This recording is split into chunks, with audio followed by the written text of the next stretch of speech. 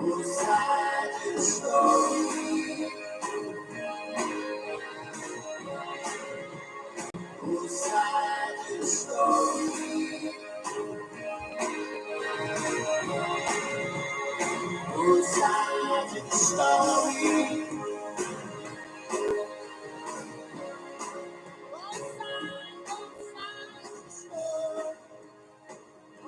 sides of a story. We always need to hear both sides of the story. Both sides of the story. Oh, both sides of the story. Both sides of a story. There's both sides of the story. Oh, both sides of the story.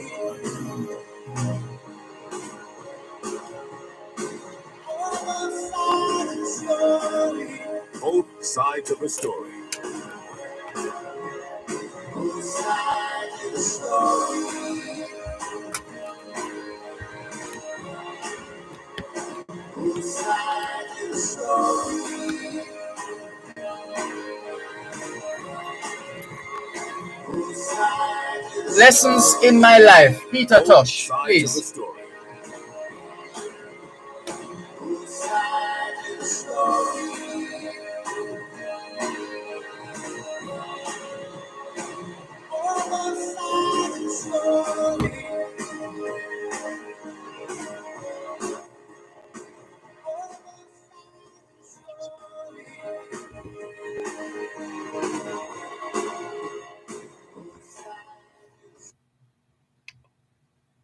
Knowledge is power.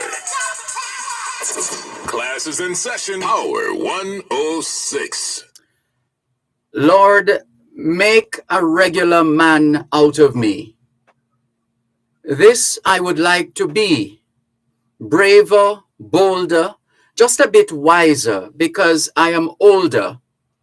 Just a bit kinder to those I may meet.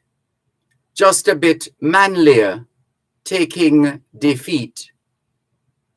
This, for the new year, my wish and my plea.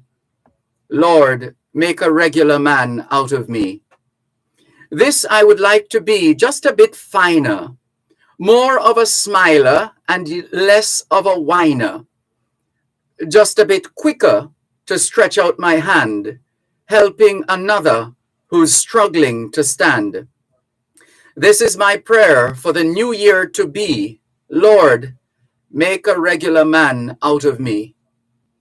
This I would like to be just a bit fairer, just a bit better, and just a bit squarer, not quite so ready to censure and blame, quicker to help every man in the game, not quite so eager men's failings to see. Lord, make a regular man out of me. This I would like to be just a bit truer, less of a wisher and more of a doer, broader and bigger, more willing to give, living and helping my neighbor to live. This for the new year, my wish and my plea. Lord, make a regular man out of me.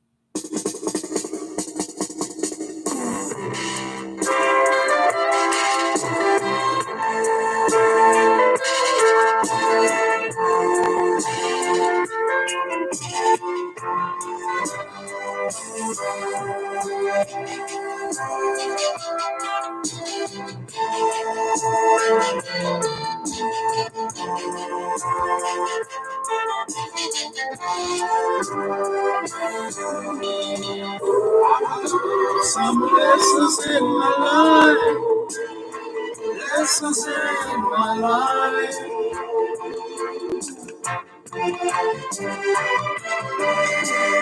Always be careful, Lord, be careful, Lord,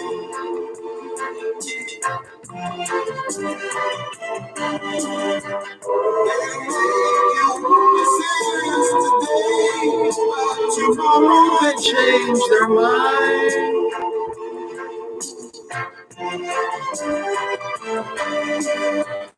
Make your faithful promises today, but tomorrow may change the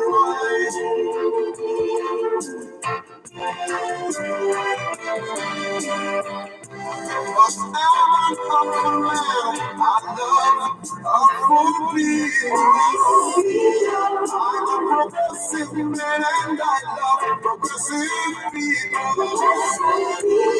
I'm a truthful man and I love truthful people. I'm an honest man and I love honest people. I learned some lessons in my life. Lessons in my life.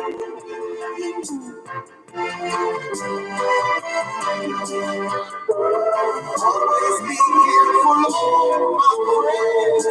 Be careful of my friends.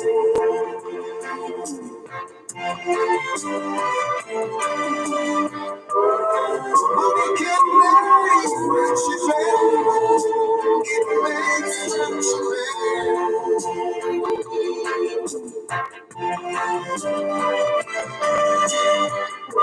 Money can make friendship It makes friendship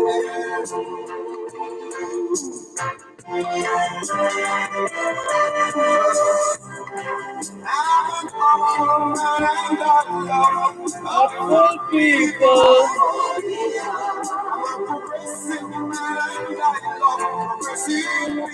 Progressive people. I'm an honest man. I love honest people. I'm an intelligent man. And I love intelligent people. I'm an aggressive man. And I love aggressive people. I'm a fireman. I love fire people. I'm an awful man. And I love awful people.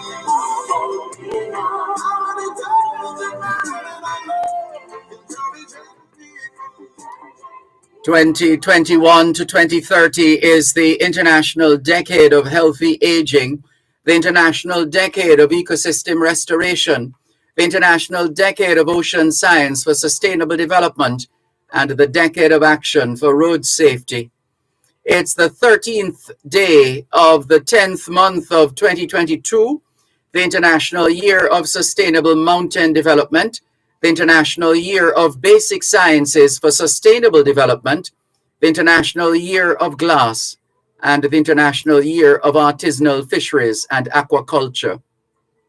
Put another way, it's the 13th day of the 5th month of the 2022 Atlantic hurricane season, and according to the National Hurricane Center in Miami, Florida, Air Force Reserve reconnaissance aircraft data show that Tropical Storm Karl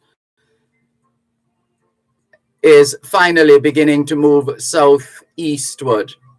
Closer to home, a trough is still across Jamaica and will remain in place over the next few days. This afternoon into evening will become cloudy with showers and thunderstorms mainly across central and western parishes. October is being observed as Red Cross Month, Lupus Awareness Month, Breast Cancer Awareness Month, Pregnancy and Infant Loss Awareness Month, Oral Health Month, National Egg Month, Manufacturers Month, National Heritage Month, Correctional Services Month, Cybersecurity Month, and Domestic Violence Awareness Month. October is also Black History Month in the United Kingdom, and according to the National Library of Jamaica, October is Legal Deposit Month. It encourages every national publisher in Jamaica to, within 1 month of the publication of any document which he or she publishes in Jamaica, deposit in the legal depository of the National Library of Jamaica the number of copies specified.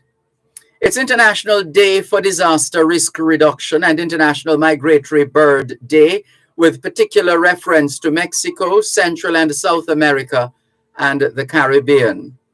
We're still in Mental Health Week. It's Session Day in Fiji and Ragasore Day in Burundi. It's National Alumni Day here in Jamaica. There's more after the break.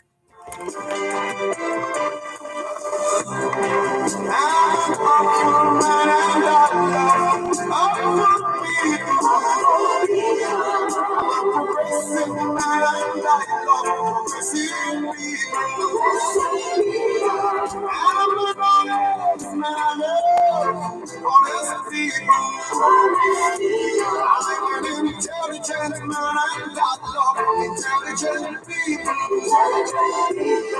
I'm an aggressive man, I got love. Aggressive people. You're listening to Power 106 FM. The time is now 2:15.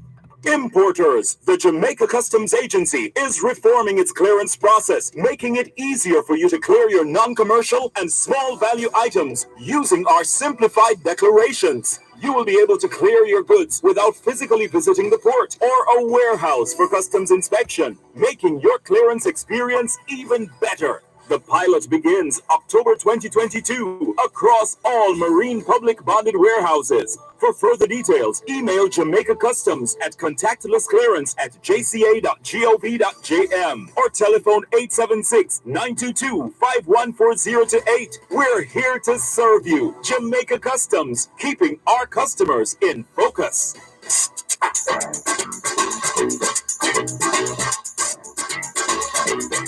For 50 years, Under the Law has been helping you to know your rights and how the laws of Jamaica can help you defend those rights. And we continue to do this in 2022. The program is brought to you on Wednesdays by the Bank of Jamaica, building an inclusive economy. Under the Law at 6:45 and 8:55 a.m. and at 4 and 9:55 p.m. on Power 106 FM.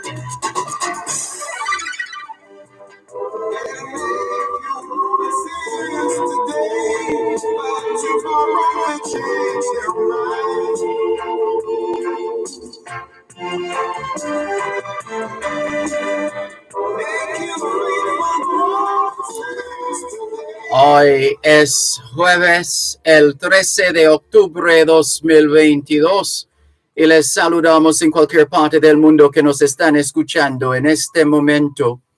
Estamos muy agradecidos por el don de la vida y el privilegio de servirles en otra edición de su programa Both Sides of the Story, ambos lados de la historia. Nunca vamos a tomar su audiencia por sentado porque sabemos que ustedes tienen otras opciones y esta es la razón por la cual jamás olvidamos darle las gracias por elegir Both Sides of the Story, ambos lados de la historia, de lunes a viernes desde las 2 hasta las 5 de la tarde, aquí en Power 106 FM. La misión continúa para educar, capacitar, iluminar y estimular el espíritu empresarial. Bienvenidos.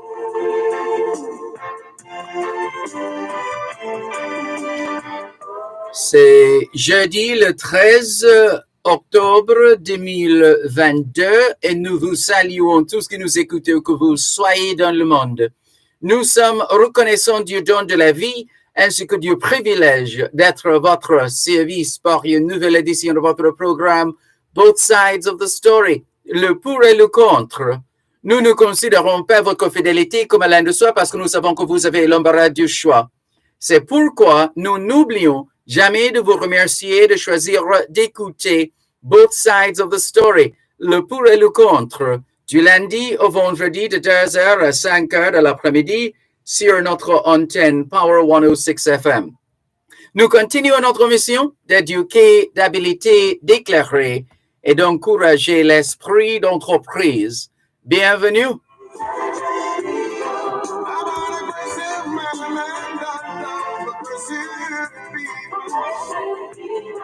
All we're saying is it's Thursday, the 13th of October, 2022, and we greet you well wherever in the world you are listening to us right now. We remain eternally grateful for the gift of life and the privilege to serve you. Monday to Friday, 2 to 5, right here on Power 106 FM. And as we said, we don't ever take your listenership for granted because we know you have choices. And that's why we never ever forget to remember to say thanks for choosing to listen to both sides of the story, Monday to Friday, 2 to 5, right here on Power 106 FM. The mission continues to educate, empower, enlighten, and encourage entrepreneurship. Welcome. Good afternoon to those of you listening to us on 106.1, 106.3, 106.5, 106.7, and 106.9. From Moran Point to Negril Point, from the Goat Islands to Galena Point. This is Power 106 FM, serving Jamaica and the diaspora. Hello to those tuned in via the Power 106 FM app, which you have downloaded from the App Store or the Google Play Store, depending on the nature of your device. Downloading is free, listening is free, whenever, wherever. We thank those who have dialed a designated number to listen to Power 106 FM from the United States and the United Kingdom. If you're in the US and you wish to dial a number to listen to Power 106 FM, your number is 631 359 8281. 631 359 8281. If you're in the United Kingdom and you wish to dial a number to listen to Power 106 FM, your number is 0330 606 0953. 0330 606 0953. We're streaming live video on the Dervan Malcolm Facebook page. If you're not there yet, log on to Facebook. In the search box atop the page, type DERVAN MALCOLM, and you too will be able to not just hear but see what's happening in the studios of Power 106 FM. If you don't have a Facebook account, no sweat, there's always YouTube, and you don't need to have an account to access YouTube. All you need is a smartphone or a tablet computer, desktop, laptop, any one of those. Then you need internet connection, and importantly, you need to ensure that you're not just connected, but you have connectivity. One sure way of testing for that is by opening a browser like Google Chrome and trying to browse. And if you're able to, then it means you're up and running and you're good to go. We thank you so much for your continued listenership and support here on your program, Both Sides of the Story, here on Power 106 FM. We're looking forward to your participation. What's on your mind this afternoon? Whatever it is, please share. Whatever your thoughts, your ideas, your suggestions, your recommendations, your issues, whatever is on your mind, feel free to share. The numbers to call, 876-922-4112-5. 876-922-4112-5. The text line is the same as the WhatsApp number, which means you can not only send us your text messages, your WhatsApp messages, your voice notes, but you can call us on WhatsApp as well. That number is 876-365-3346. 876-365-3346. Good afternoon to Angela in Toronto, Canada. Thank you very much for tuning in. Good to have you on board. Ricardo in Glengoff, St. Catherine is on board as usual as well. Welcome, Ricardo. Good to have you join us on both sides of the story here on Power 106 FM. Asha Ash is in London, England. She says, good afternoon, Mr. Dervan. Just tuning in from London, England. Hope all is well. All is indeed well, and we give thanks on this end. We hope it's the same on your end, Asha Ash. Sean Chambers says, good afternoon, Uncle Dervan. Happy birthday to you. Wish you live to see many more. Thank you very much, Sean. That's very kind of you. All the very best. Thank you. And let's clear some more of these messages. Miss Tiny is also on board. Tiny Beckles in Toronto, Canada. She says, greetings from Toronto. Sun is trying to shine through the clouds. You didn't miss anything, Miss Tiny or Angela. Uh, and Angela says, okay, hearing you now. Happy birthday, says Angela. Thank you very much. Very kind of you, Angela. Exley Montgomery says, good afternoon, teacher, to you and your listeners. I'm here in Florida, Fort Lauderdale. It's raining here. Keep safe. And you do likewise, Exley Montgomery. And we welcome, well, thank you, Ricardo. Thank you very much. Welcome, Errol, in, which Errol is this again? This is Errol in New Jersey.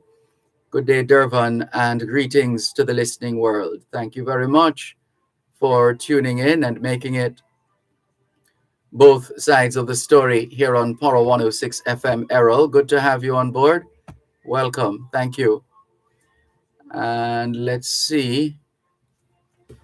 There are, oh yes, we did promise, because yesterday was really packed in terms of our schedule of interviews, and we didn't get to read some of the messages. Some of them might sound out of context because obviously they were sent to us yesterday when we were discussing and conducting interviews on all kinds of issues and matters and subjects.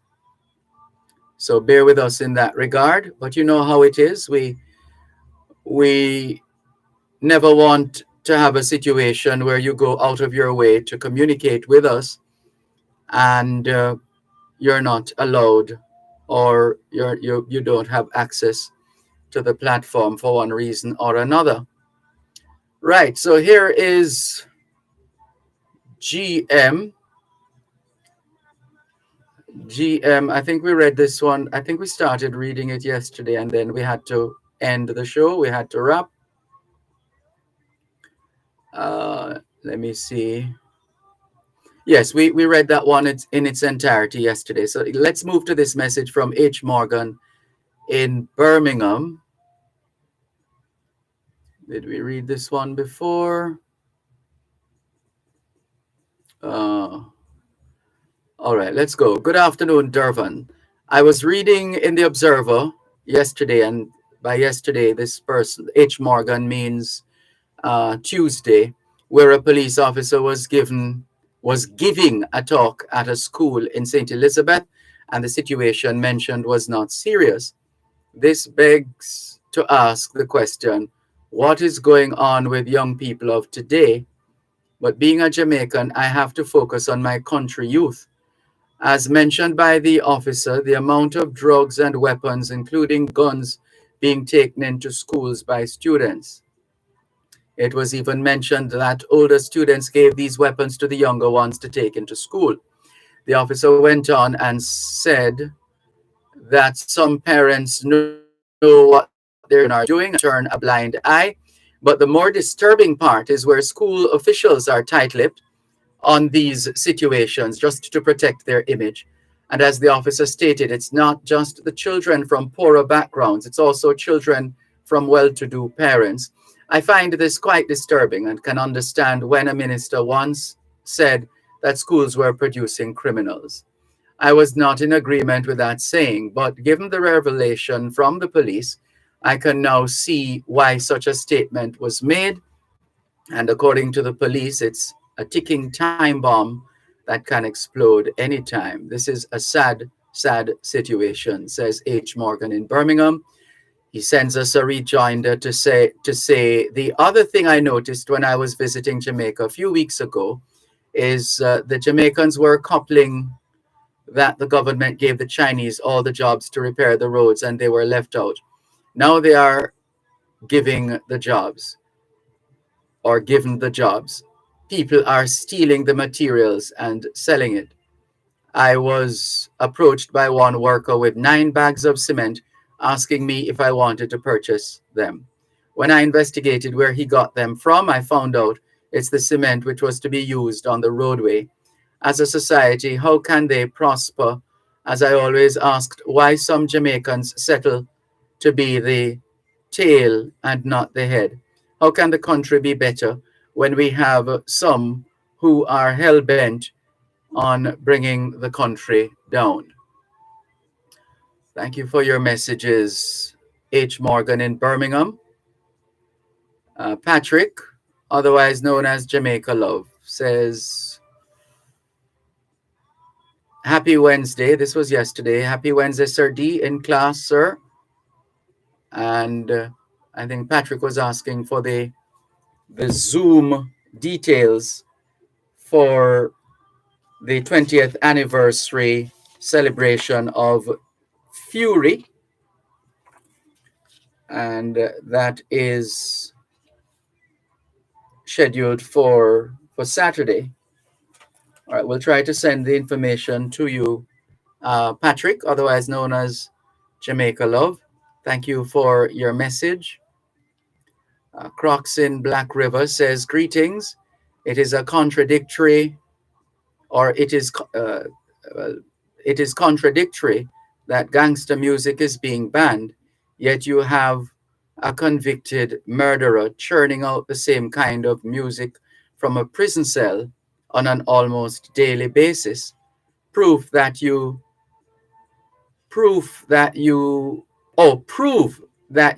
serious by putting a stop to it, says Crocs in Black River. More in a moment. You're listening to Power 106 FM. The time is now 2:30. With over 40 years of record service, Lock Safe and Vault Limited is your trusted security provider. Get affordable prices on a wide variety of seals, garage doors, access control supplies, magnetic lock, fingerprint, weatherproof keypads, card access system, time attendance, power supplies, and exit buttons. Professional services provided. Visit 40 Shortwood Road, Kingston 8. Problem solved with Lock Safe and Vault. You are an exporter, helping to elevate the face of our international trade. But in order to do that, and all the other tasks on your list, you need someone that understands you. We know that finding adequate collateral as a SME can sometimes be challenging, which is why we've partnered with our friends at JMB to bring you the Exim Expert Guarantee to give you that extra collateral support where you may need it. Call Exim Bank to find out more about the Exim Expert Guarantee. Exim Bank. By helping businesses, we save lives and livelihood. This Heroes Weekend!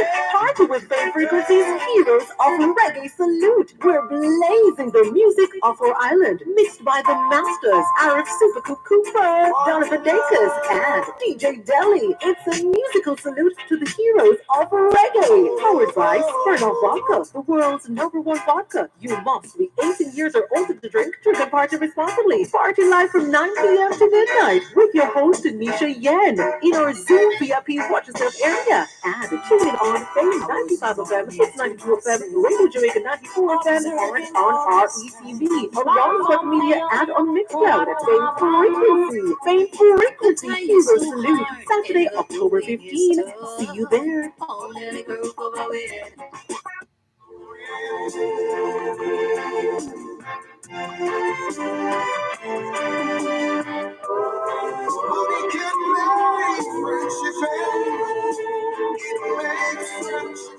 Thanks a lot for staying with us here on your program, Both Sides of the Story, Power 106 FM, still streaming live on the Gleaners website, go-jamaica.com, live on your smart devices all over the world, taking your calls on 876-922-4112, 876-922-4113, 876-922-4114, and 876-922-4115. Text line, same as the WhatsApp number, which means you can not only send us your text messages, your WhatsApp messages, your voice notes, but you can call us on WhatsApp as well. That number is 876-365-3346. 876-365-3346. Good afternoon to Roy. How are you?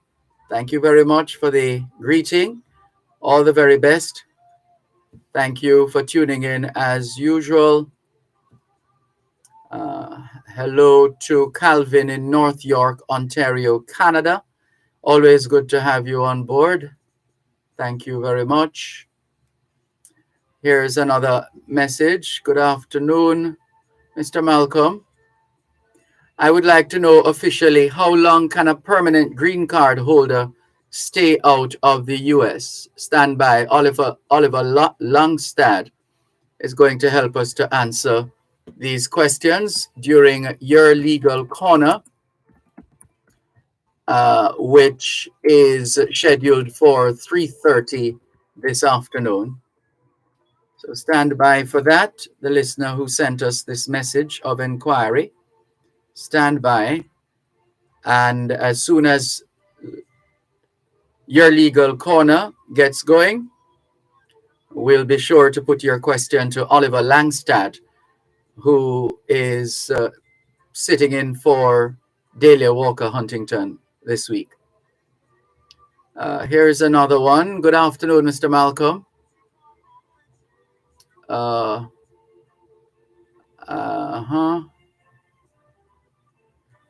right. That's a matter we have to check into off air. This one says, good day, Dervan. I heard one official mentioned that the situation in Jamaica as it pertains to gang could not become as bad as it is in Haiti. I beg to differ. The Jamaican gangs are part of an international group and can and are becoming like their counterparts in Haiti. The gang has already infiltrated the police force and possibly the higher-ups. Where's the evidence of this? This nameless person who is sending us this message. Where is your evidence and what have you done about it? If you have that kind of information, why do you choose to send us an anonymous message on WhatsApp to make a claim that we have no way of verifying? In fact, we can, on the basis of all we know up to this point, that as bad as we believe things are in Jamaica, we are not there yet. Not there yet. So we're not going to join you in that movement to suggest that we are perhaps worse than Haiti.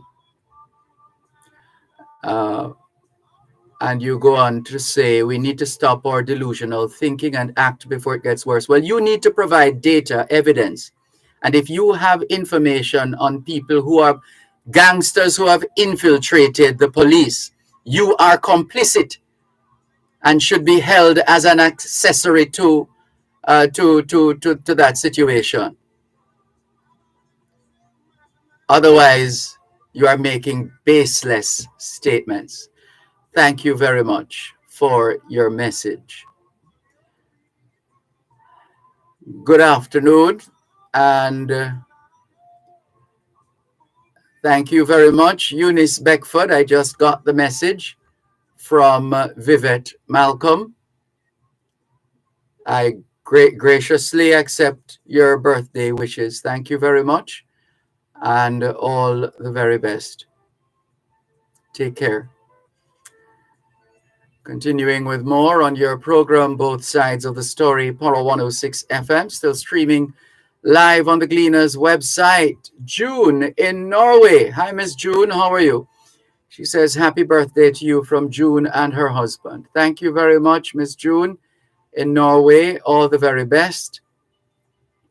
This one says, happy Thursday to you, Dervan. One of the things I've always observed over the years about the deterioration of our crime problem is the PNP has always been very soft on crime and depending on divine intervention instead of proffering practical plans. I'm sure the members of the People's National Party and their supporters would vehemently disagree with you. GBO. The message goes on. I remember in 1988, a lot of people demonstrated the incarceration of Zeeks. The police had to allow Zeeks onto the balcony of a police station to speak to the unruly crowd. And then now GBO is using this as a timeline. And I'm not sure where the evidence is GBO, because GBO then goes on to say, since then, our crime rate has been spiraling out of control. Let's remember, GBO, that one thing following another is not necessarily an indication that one caused the other. Yes, I remember the scenario which threw out the window any chance of a viable, what do you call it?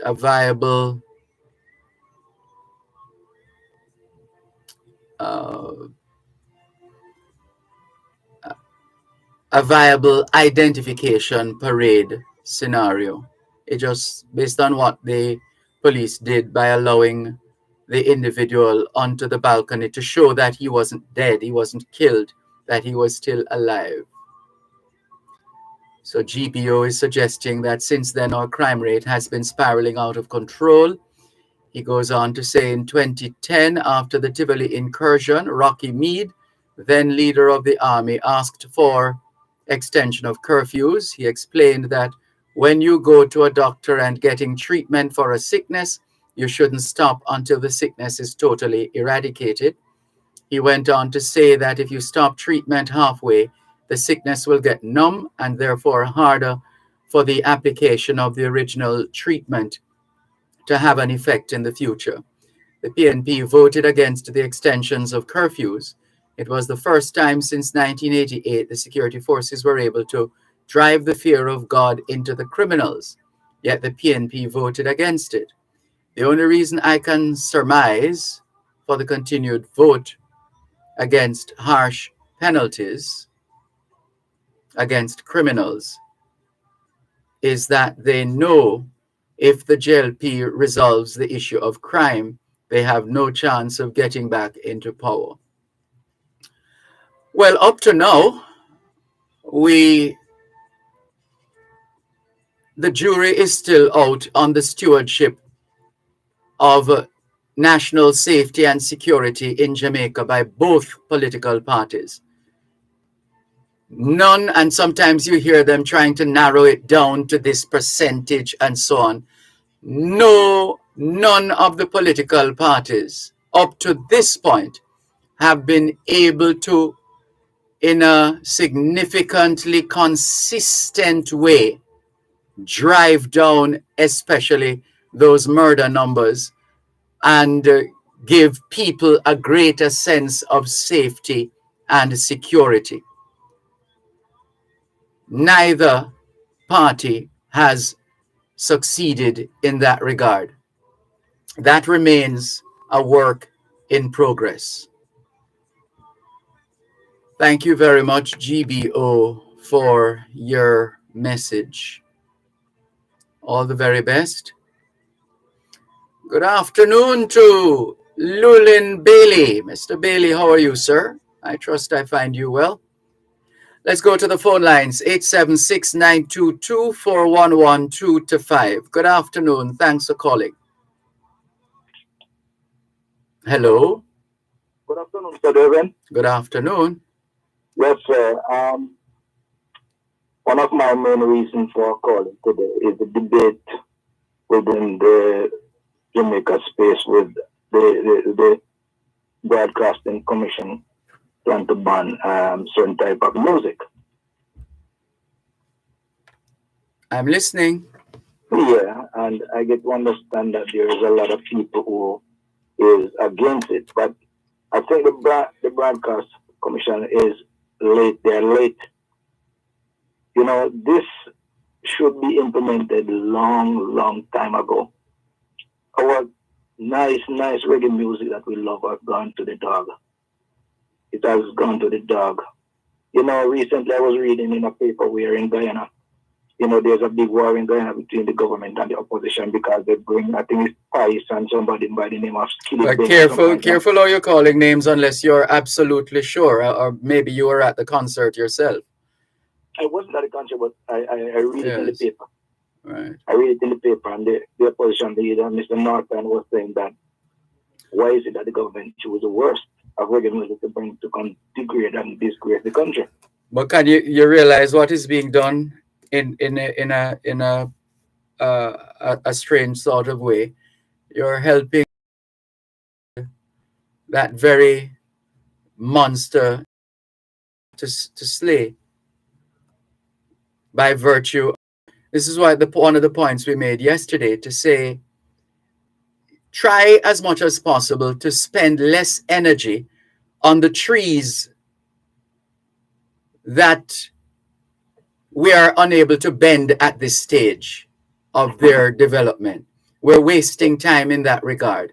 We have to try and save the children, because that is because eventually, as we know, at some point or another, we're going to expire. So what we really should concentrate on more than anything else is the children. The children, the children, the children. One moment, please. You're listening to Power 106 FM. The time is now 2:45. This Heroes Weekend.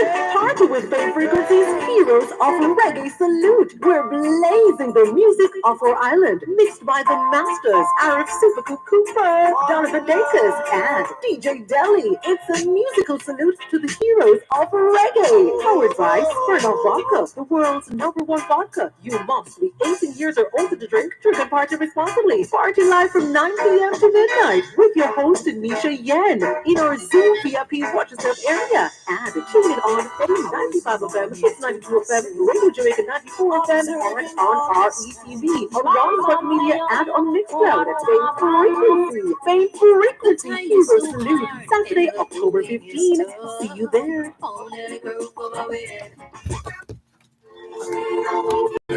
You can apparently can do the word side day one anytime after 4. Okay. Thanks.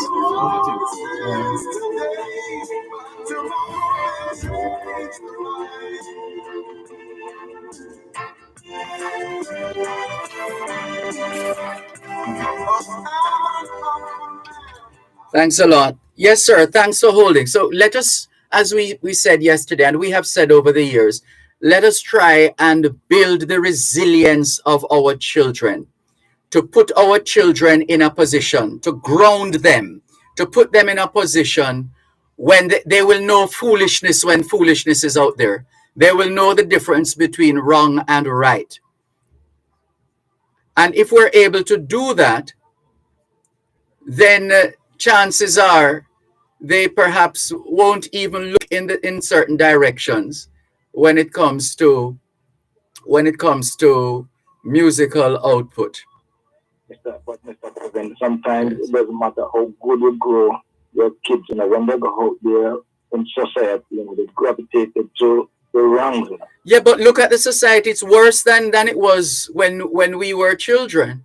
Look at it right now. The situation, everything is out there. Everything is put out there.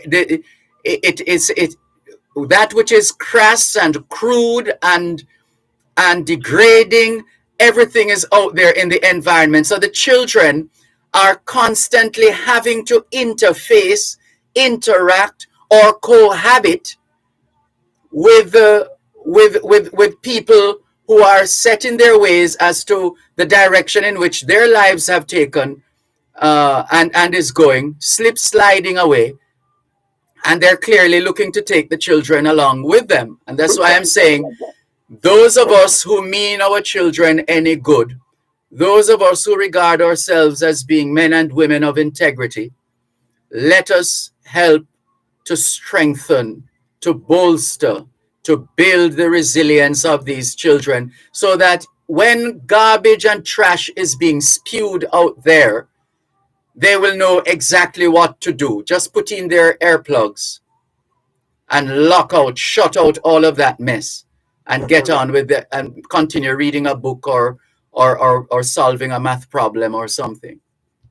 I feel it for our children, the stuff that they have to go through. Absolutely. I am an adult, and sometimes I'm telling you the truth. It grieves my soul to see what Jamaica has come to, especially with some of our music. It grieves me. And I just wanna say to the Broadcasting Commissioner that I thank you very much, and I hope you continue to look out and do the best for Jamaica. We can't afford to make some of these guys that destroy the reputation of our country. Even though a lot of people don't understand in Jamaica right now that tourist is one of our biggest earners. And I talk to a lot of tourist people. And if we don't be careful, we're going to lose it. Yeah, well, I get the point you're making. We can't lose that which we have created. Work done cannot be undone. That's just a fact of life. We can try to sanitize and otherwise, but it is what it is, which is why we keep saying those who are vested with the authority to act and intervene on behalf of those who are offended and being oppressed by what they're being fed or what is permeating the public spaces. Well, if there are laws to deal with these things, let us administer the laws. Outside of that, we also have to, those of us who know better, must just continue to do better and take some people with us, take some people along with us. So let's not be selfish about doing better. Those of us who know better, do better, and take some other people with us. Yeah. I just want to say to the Broadcasting Commission again, thank them very much for what they are doing. And, I just want to say to the kids, keep on doing good and don't listen to these negative music. Just have yourself a good day, Mr. Dervan, and take care. Thank you. You too. Thanks for the call. All the best. This is your program, Both Sides of the Story, Power 106 FM. Hello, good afternoon. Thanks for calling. Hi, good afternoon. How are you? Good afternoon. I'm giving thanks for life. And you? Great. I'm fine. Thank you. Thanks for taking my call. I have a concern that I need some clarity to. I'm a member of the Jamaica Security Force. Whether that person die in the line of duty or otherwise, like sickness, natural cause, After the funeral, and they have given the honors, is it or is it not customary for the surviving loved ones to get a flag? To get a flag? Yes, that is folded. If you've seen a funeral where the flag is draped, the casket is draped with a flag. Yes. And after the honors, then they fold that flag and they present it. Well, this is what I saw. Yes. They present it to the surviving loved one, but then the surviving loved one at the time was told that they cannot give her the flag because it was the only flag that they have. Now, it's something that is bothering me. And I spent hundreds of dollars trying to get some clarity to it. I made a few calls. At one point, I was told that it was just a gesture. And they are not supposed to get the flag. However, the Jamaica Information Service have flags for sale. So I'm saying, I did not call you to buy a flag. All I want to know, and if the country is going to go forward, our loved ones that serve the country, it wasn't a gesture. They put their lives on the line. And the least that the country can do is give them that nicely folded flag as a memory as something that they can get up every day and look at and be proud of their loved ones that made the ultimate sacrifice. Well, I'm not familiar with the protocol in relation to the flag and deceased members of the constabulary who have served. I'll have to check that myself. And if it's a situation where it is done in other countries, for example, the United States, and there's a feeling here in Jamaica that it should be done here as well, then one would imagine the police federation would be the ideal body to lobby for that kind of recognition, and then take it from there. You see, when I called one of the governmental institutions, they told me that, well, they maybe did not have sufficient flag at the time, but one should have presented to the surviving family member. So you got that information from an authoritative source? Yes, but then I was referred to the Jamaica Information Service, and I called them, and they are giving me a different story, and they tell me, hey, it was just a gesture that was done.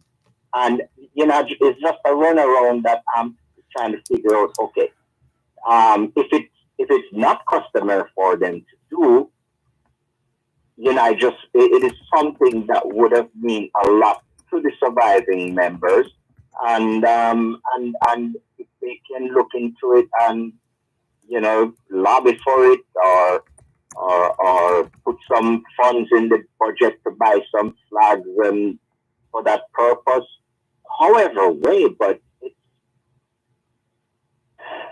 I'm trying to get to the bottom of it and to find out exactly how if it's customary for them not to get a flag. Well, I'll see what we can find out. But as I said, I'm not familiar with the protocols with respect to the constabulary for deceased members of the constabulary. But I'll see. I mean, I have a couple of people I could call, but let me see what I can find out and let you know. Okay, I'm not sure because I just so happened to listen to you today. It's not like I have the opportunity of listening every day. So, that's understandable, but everybody has my number. I give it out every day. 365 3346. Hold, let me get. Let me. 365. Yeah. 3346. All right. Thank you so much. You're welcome. And I'll definitely keep in touch with you. Please do. I will. Thanks. Bye-bye. Take care. Bye-bye. This is your program, Both Sides of the Story, Power 106 FM. Hello, good afternoon. Thanks for calling. Dervan. Good afternoon. With the Jamaica. I'm sorry, your line is scratchy. Start again. The musical band from the Jamaica Broadcasting Commission. Yes. What about it? Yes, I am one who believes that certain of music shouldn't be played. But when PJ Patterson tried to institute a program rather than attitude 26 years ago, if we had supported it 100%, we wouldn't be here now. And the argument, what I've heard before, because it's not the first time this has been raised, over and over and over again. So there is usually the flip side, which is why did Mr. Patterson yield? Why, if he felt strongly about it, leadership required that he push forward in spite of the doubters and the naysayers, because he was doing the right thing. So there is that side of the story as well. realized that on a program with Dion Jackson Miller recently. It sounds like you were talking while you were off air, so you weren't listening to what I was saying then. No, I wasn't. In a program with Dion Jackson Miller recently, Bruce Colin said he personally must apologize to PJ Patson for not supporting that program at the time. Let me tell you something else. Well, hold on, but that's the right thing to do. People make mistakes. At one stage, you're in a particular frame of mind, and you come to a position based on your state of mind and your situation and the scenario, etc. At that time, people's positions change. So if upon reflection, you believe that you were out of line or otherwise less than less less less than being candid and whatever. But the point is, your position has changed, or you now get an opportunity to say sorry, or I regret that I wasn't able to do this or that. That is human nature. One moment, please.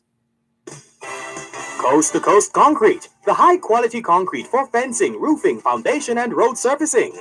Call 876-754-7472. The time by Coast to Coast Concrete is 3 o'clock. Tune in every Thursday at 3:30 p.m. for Your Legal Corner with Dana Walker Huntington, during both sides of the story with Dervan Malcolm on Power 106 FM. It's your source of information regarding U.S. immigration matters, combined with Power 106 FM's pioneer of diaspora broadcasting.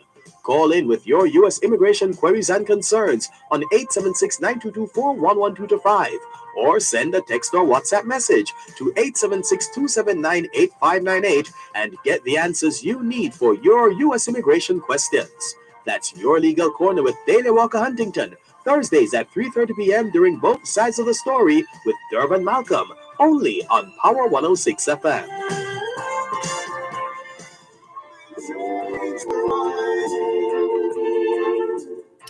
Thanks a lot for staying with us here on your program, Both Sides of the Story, Power 106 FM. Thanks for holding. Yes, Dervan. But the fact of the matter is, we can ban music, we can't ban music anymore.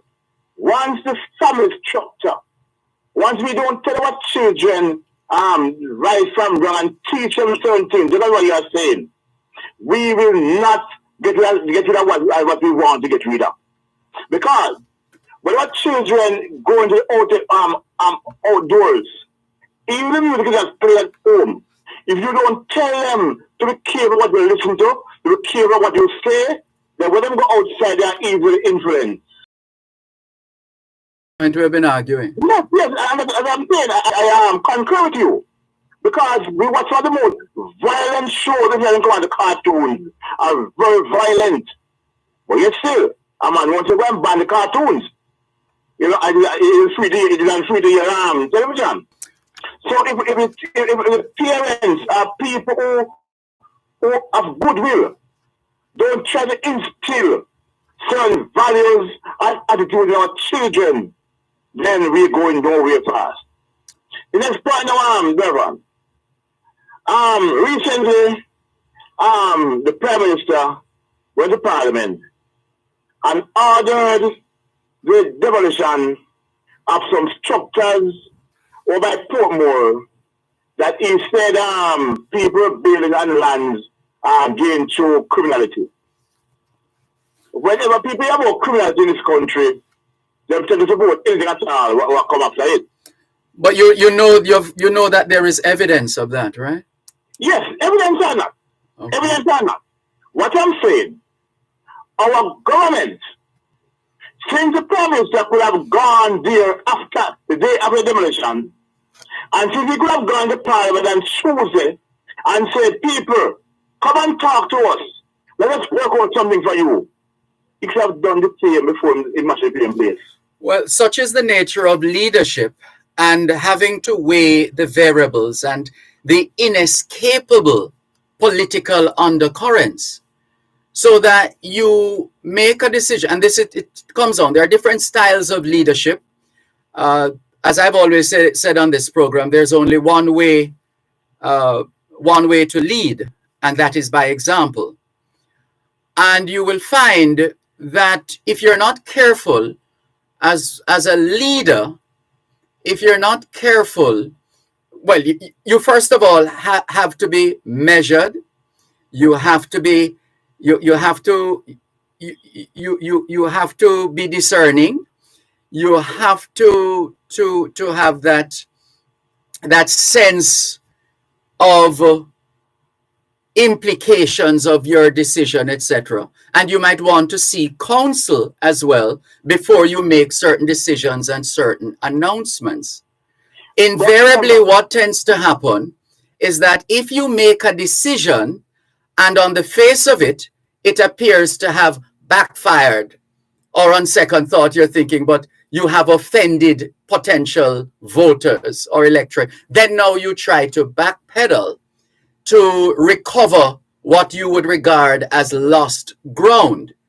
And this is why, which is the same point between the values and attitudes campaign and so on, which is why I've always said on this program, leaders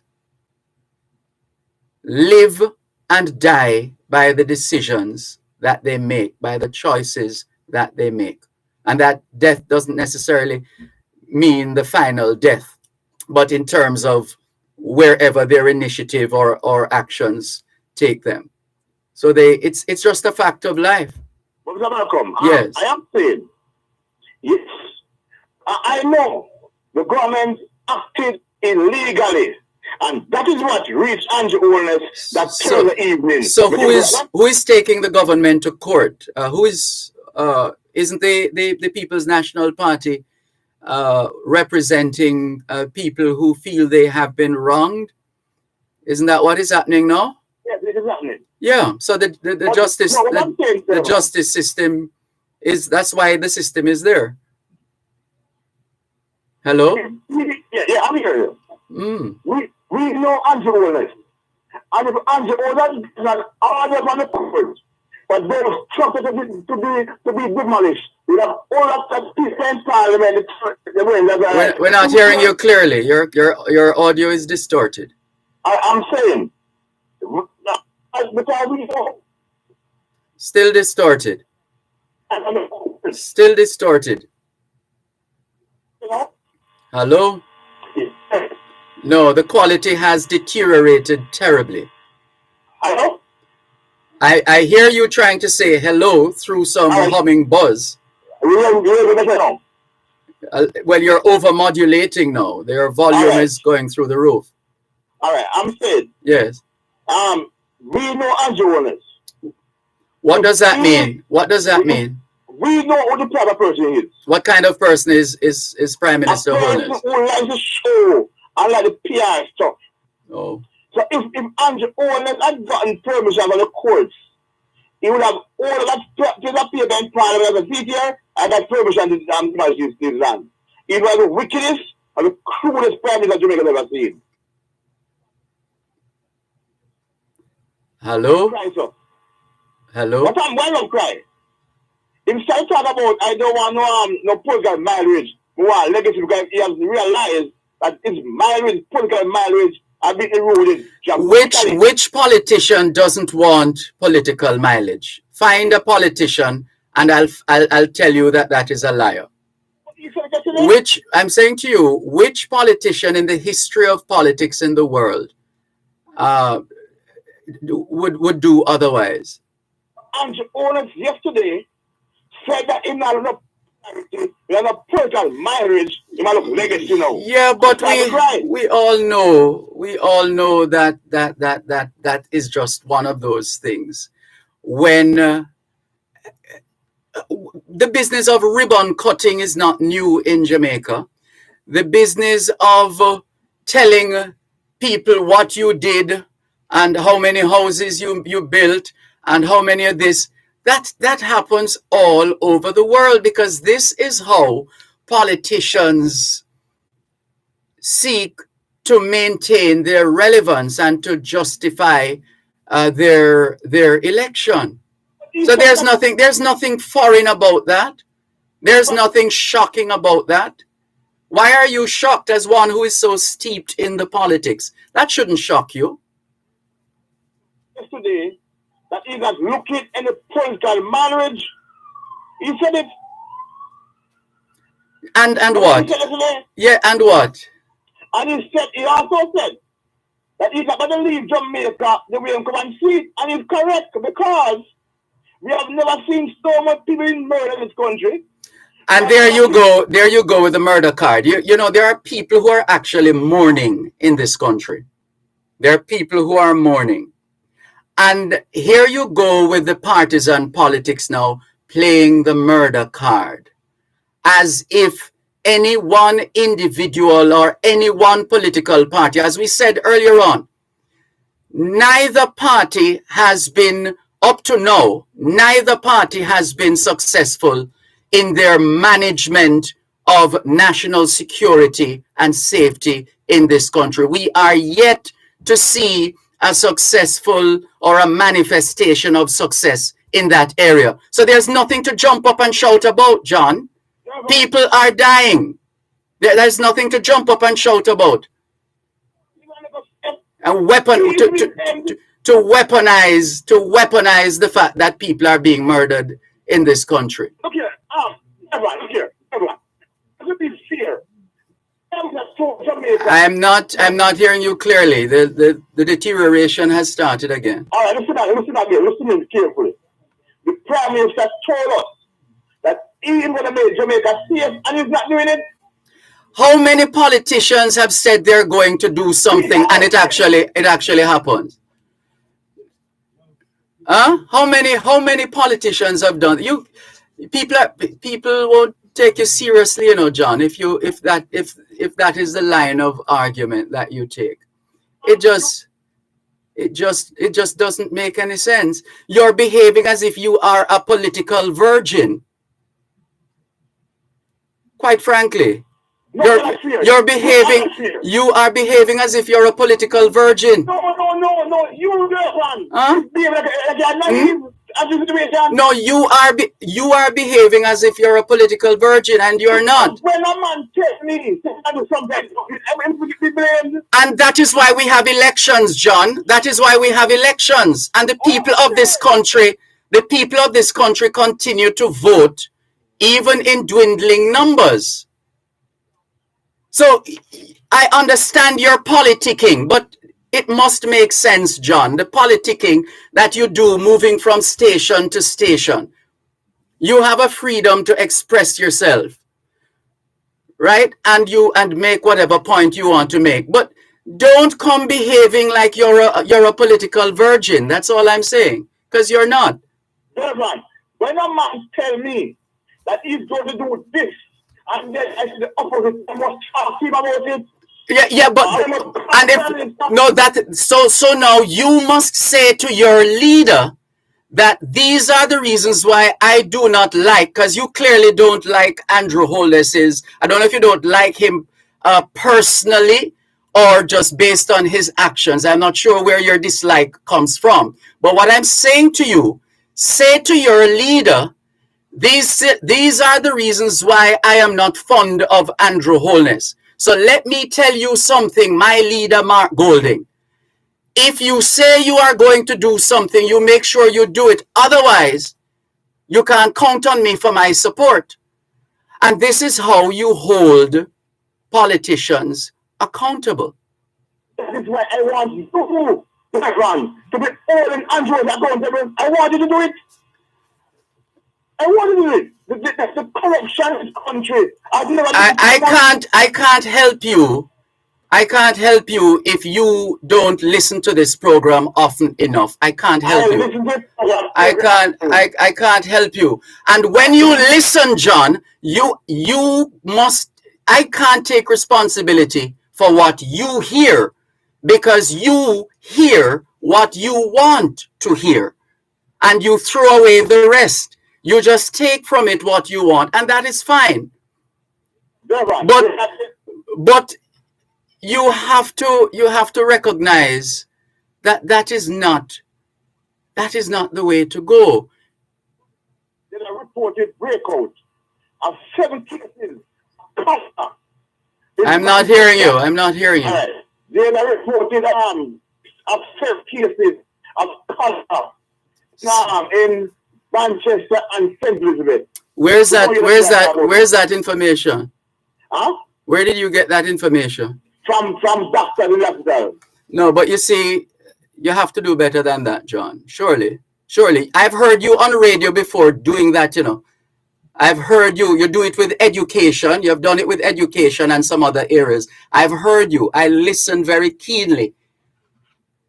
And I have heard you. So you have this style of yours where you throw stones. You have a way of throwing stones. And you do that because it furthers your political end. I don't have a problem with that because at least we know where you stand politically. So we can't expect anything different from you because that's who you are. But surprise us one of these days, no, John? Can you surprise us? One moment, please. You're listening to Power 106 FM. The time is now 3:15. This Heroes Weekend. Party with Bay Frequencies Heroes of Reggae Salute. We're blazing the music of our island, mixed by the masters, Arif Supercoop Cooper, Donovan Dacus, and DJ Deli. It's a musical salute to the heroes of reggae. Powered by Smirnoff Vodka, the world's #1 vodka. You must be 18 years or older to drink. Drink and party responsibly. Party live from 9 p.m. to midnight with your host, Nisha Yen, in our Zoom VIP Watch Yourself area. And tune in on Fame 95 FM, 692 FM, Radio Jamaica 94 FM, and on RETV, on Rock Media, and on Mixcloud at Fame Frequency. Fame Frequency Hero Salute, Saturday, October 15. See you there. Tune in every Thursday at 3:30 p.m. for Your Legal Corner with Dana Walker Huntington during both sides of the story with Dervan Malcolm on Power 106 FM. It's your source of information regarding U.S. immigration matters, combined with Power 106 FM's pioneer of diaspora broadcasting. Call in with your U.S. immigration queries and concerns on 876-922-41125 or send a text or WhatsApp message to 876-279-8598 and get the answers you need for your U.S. immigration questions. That's Your Legal Corner with Dana Walker Huntington, Thursdays at 3:30 p.m. during both sides of the story with Dervan Malcolm, only on Power 106 FM.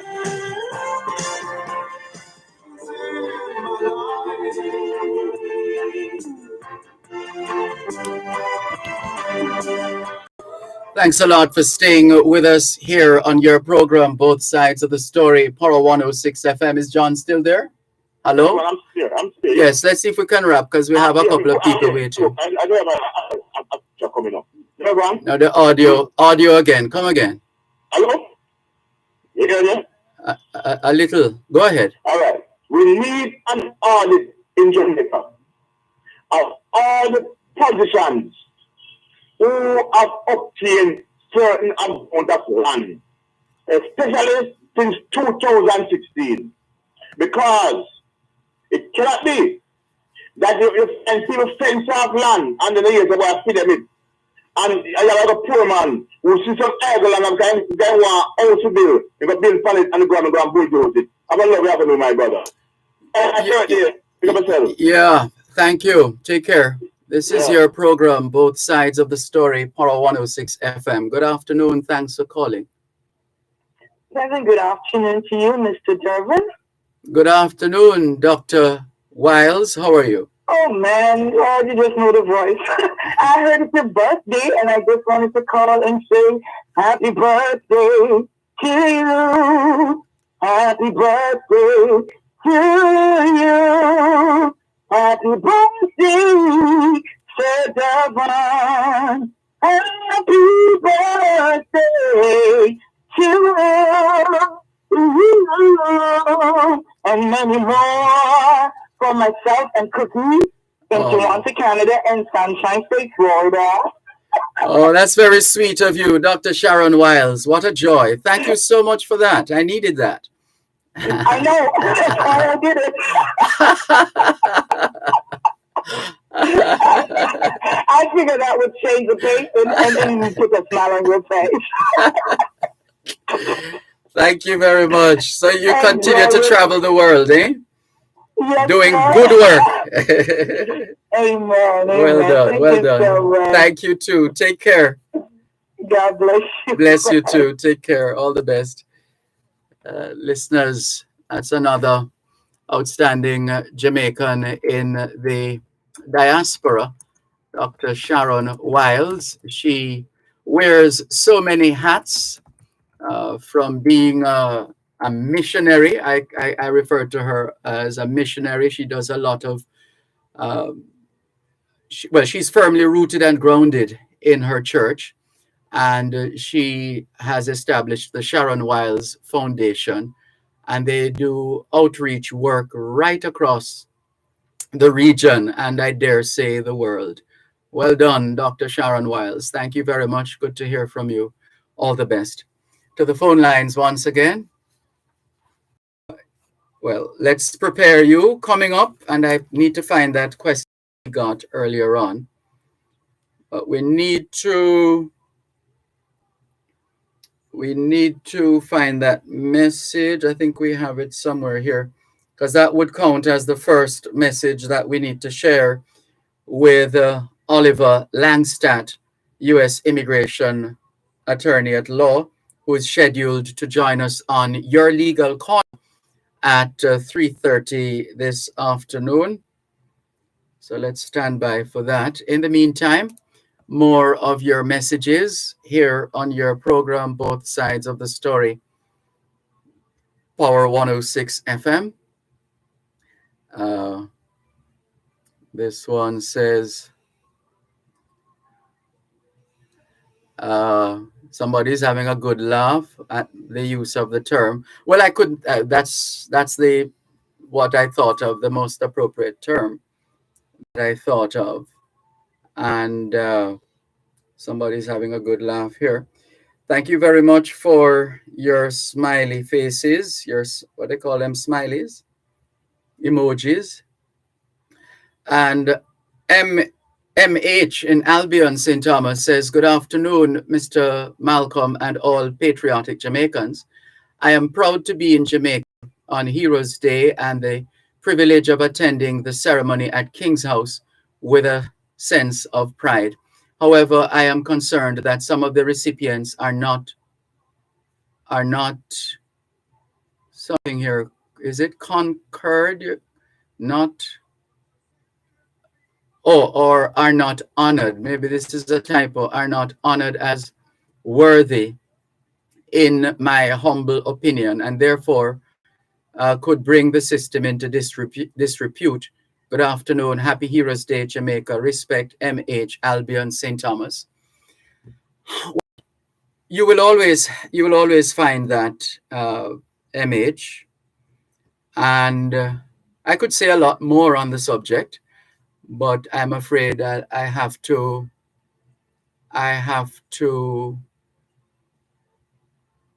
uh, I don't want to go too much further on that, but I get the point you're making. It has always been a concern over the years as I've watched and listened and read and so on. There's always been a concern, and the question invariably comes up with respect to how come and so on and so forth.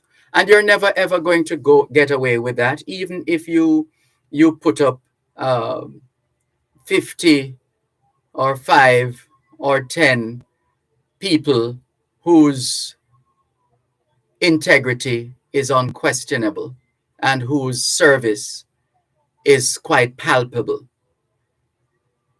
You will always, because we're people. We have differences of opinions, which is why we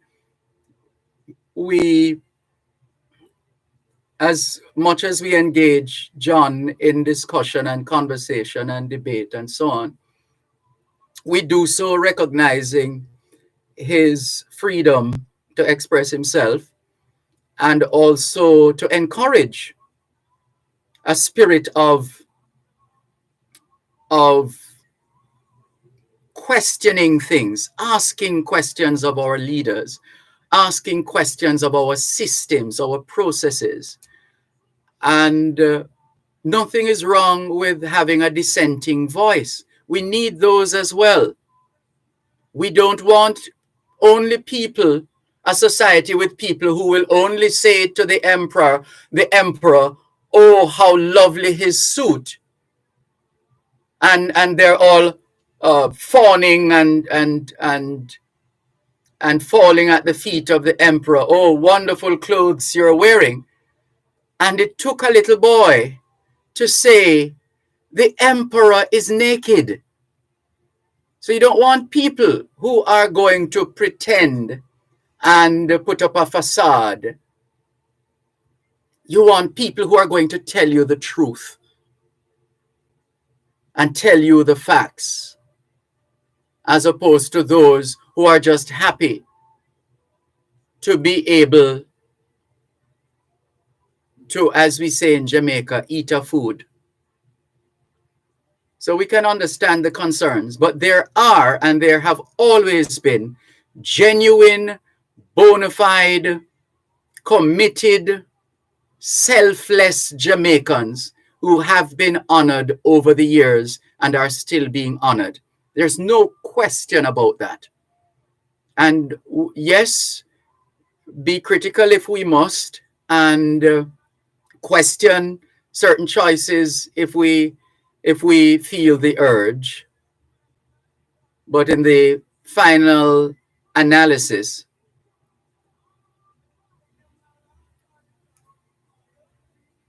we can't discount. We can't take one brush and paint everybody. We shouldn't actually. This one brush and paint everybody. Because as we like to say on this program, we're not a homogeneous people. We're not all the same. We don't express ourselves the same way, etc., etc., etc. And we could go on, but we'll leave that one there for now. Thank you for your message, MH in Albion, St. Thomas. And who is this now? This one says, not this one. Let's go across here. Pauline, otherwise known as Maxine. Thank you very much for the birthday greeting. Cuban in Georgia says, good afternoon, Sir Malcolm, and happy birthday to you, and want you to have many more. Thanks, and please, for all the good works you do for Jamaica. Have a blessed day, sir. Thank you very much. And look who is messaging us. And I can't do some of this fancy artwork that some of these senior citizens are able to do and do so successfully, as much as I consider myself a techie. So, for example, Sidonie Morrison Donald DePass has sent a birthday message here, and she says it's quite colorful too. A birthday prayer. May the peace of God be with you on this day, your special day. May his gifts of grace surround you as you follow in his way. May his blessing rest upon you and his wisdom guide you too. And always, in all places, may he love and care for you. Happy birthday. How sweet. Thank you very much, Sidonie Morrison Donald DePass, in whose company I was, a couple of months ago now? Time flies. Wonderful, wonderful lady. And of course, she sends what do you call this? It's a GIF, they call it, GIF, graphic something. And this is what I'm saying. She's a senior citizen. I won't bother to tell you her age right now. And she does this fancy thing here. So she says, sincerest birthday greetings to our very special brother, friend, educator par excellence. Very noble of you to be with us on your natal day. God bless you richly from us at 21. Care of Miss Nene. All right, Miss Nene, thank you so much. And thank you. What a lovely cake this is. A lovely one. Thank you very much. All the best. This is your program, Both Sides of the Story, Power 106 FM. Someone is calling us on the text line, same as the WhatsApp number. Hello, good afternoon. Would you like to be on air? Good afternoon. Go right ahead, please. I just called to wish you a happy birthday. Have a seen to this myself. Oh, wonderful. Thank you so much. Thank you so much. I'm sorry to get through to you, but I'm this line I have to use. Yes, we're getting some feedback in the background there as well, but we're happy to receive your birthday greeting. Yes. Thank you. Thank you very much for the birthday greeting. Have you spent a long time, sir? What's that? Listening you from Brother Lang time. From Tony Lang days. Wow, that's a long time. We need another morning. Well, thank you. Thank you so much for your loyalty. Thank you very much. When you used to say we need them on the morning, you know what that means. Yes, indeed. Happy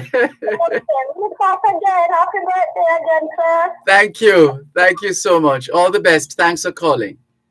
Okay, Brother Dervan, I am Maxine. Okay, Maxine. Take care. Yes, sir. Bye-bye. All the best. And that's it for now. We are going to take a break and come back with this week's edition of Your Legal Corner on Both Sides of the Story, Power 106 FM. Protecting Jamaica's borders from illicit imports and exports is a key priority for the Jamaica Customs Agency. The JCA will remain vigilant and resolute in effectively fulfilling this mandate. The time by the Jamaica Customs Agency is 3:30. The Caribbean Maritime University, an ISO certified institution, offers Bachelor of Science degrees in cruise shipping, Bachelor of Engineering degrees, logistics, marine tourism, port management, security administration and management, and more. For further information, call 876-924-8150, 876-924-8175, or email info@cmu.edu.jm. Tune in every Thursday at 3:30 p.m. for Your Legal Corner with Dana Walker Huntington during Both Sides of the Story with Dervan Malcolm on Power 106 FM. It's your source of information regarding U.S. immigration matters, combined with Power 106 FM's pioneer of diaspora broadcasting.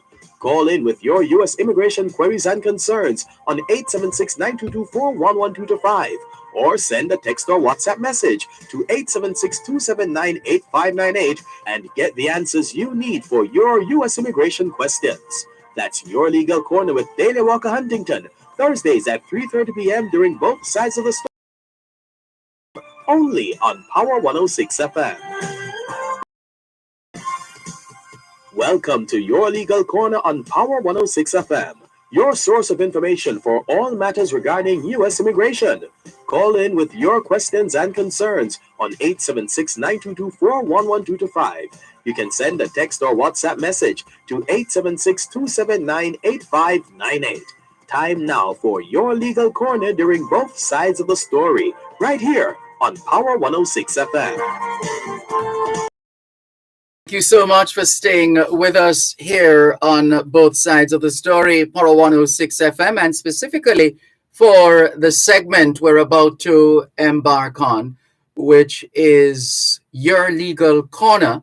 And guess who is on board this afternoon to field your questions, queries, concerns, issues?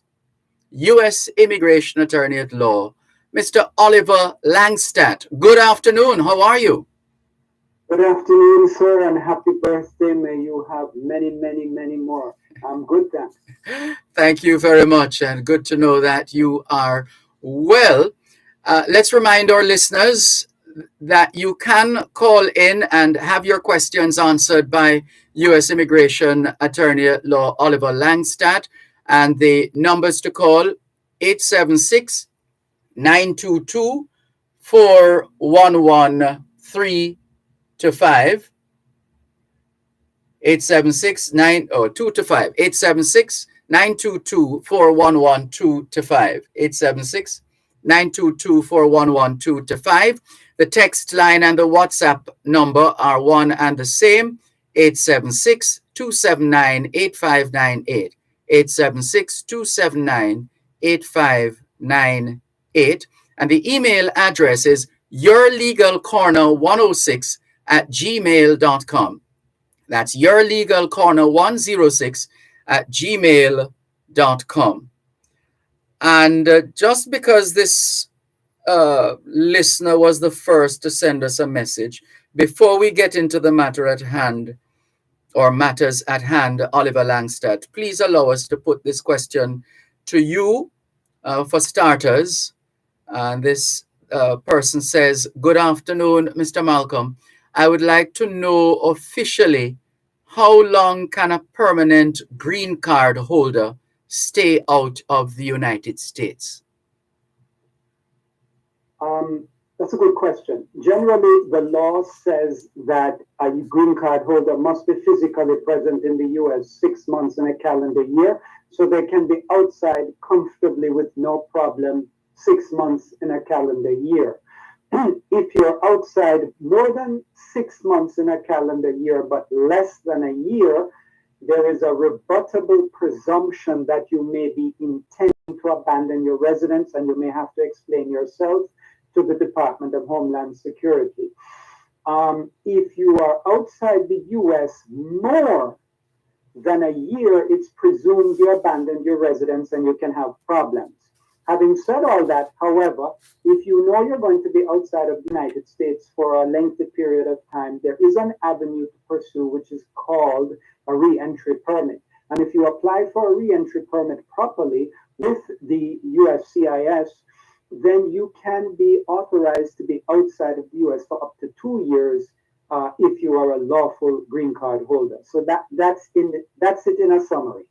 Thank you very much. We just thought we'd get that one in early because that listener sent that message pretty early. And so happy to get that out of the way. So what is this thing we're hearing now about problems at the southern border of the United States of America? What's happening? What did we miss?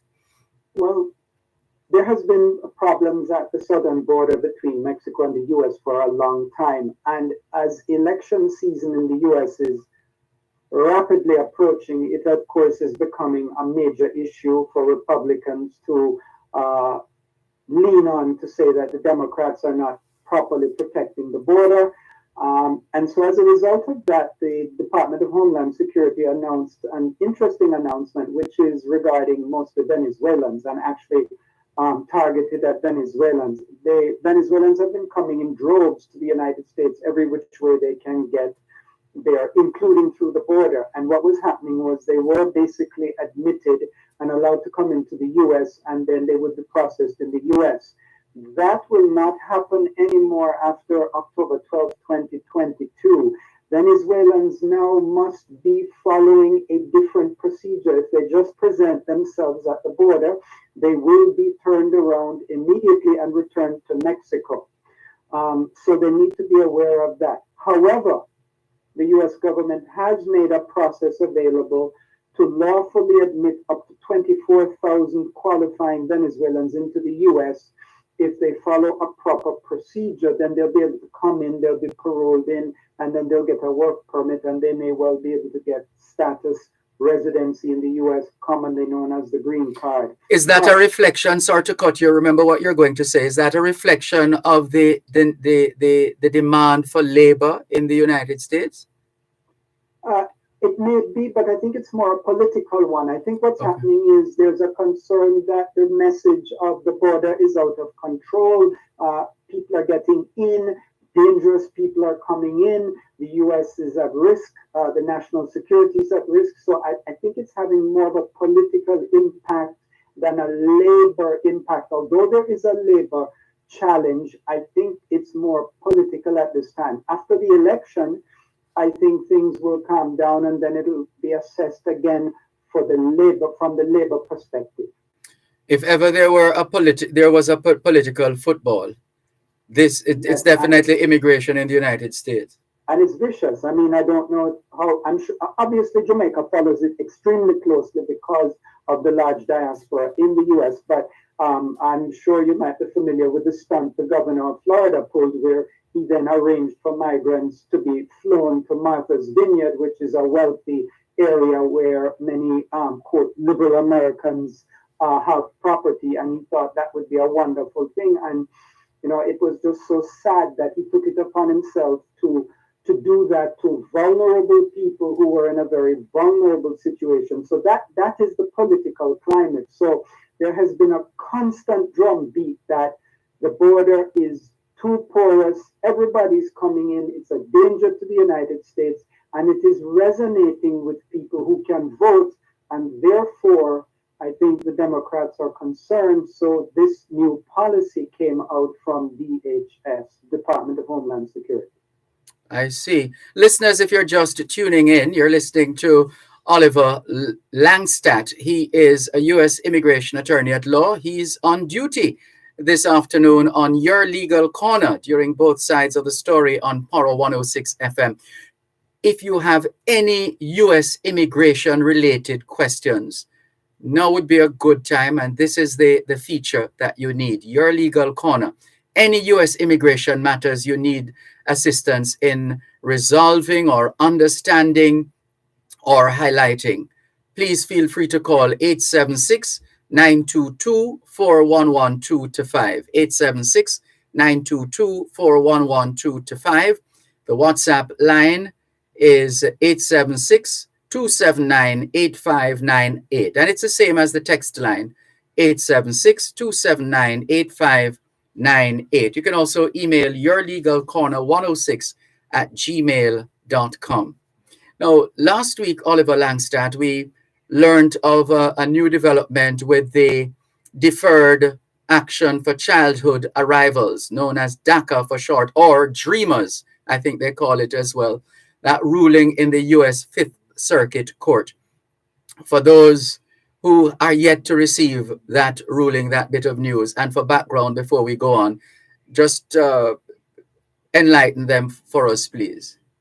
So what had happened was there was a lawsuit brought in federal court in Texas before a federal judge regarding the legality of DACA, because the DACA was by executive order of the president, but there still are certain requirements that have to be followed for it to be effective because of the way it came into existence as a regulation.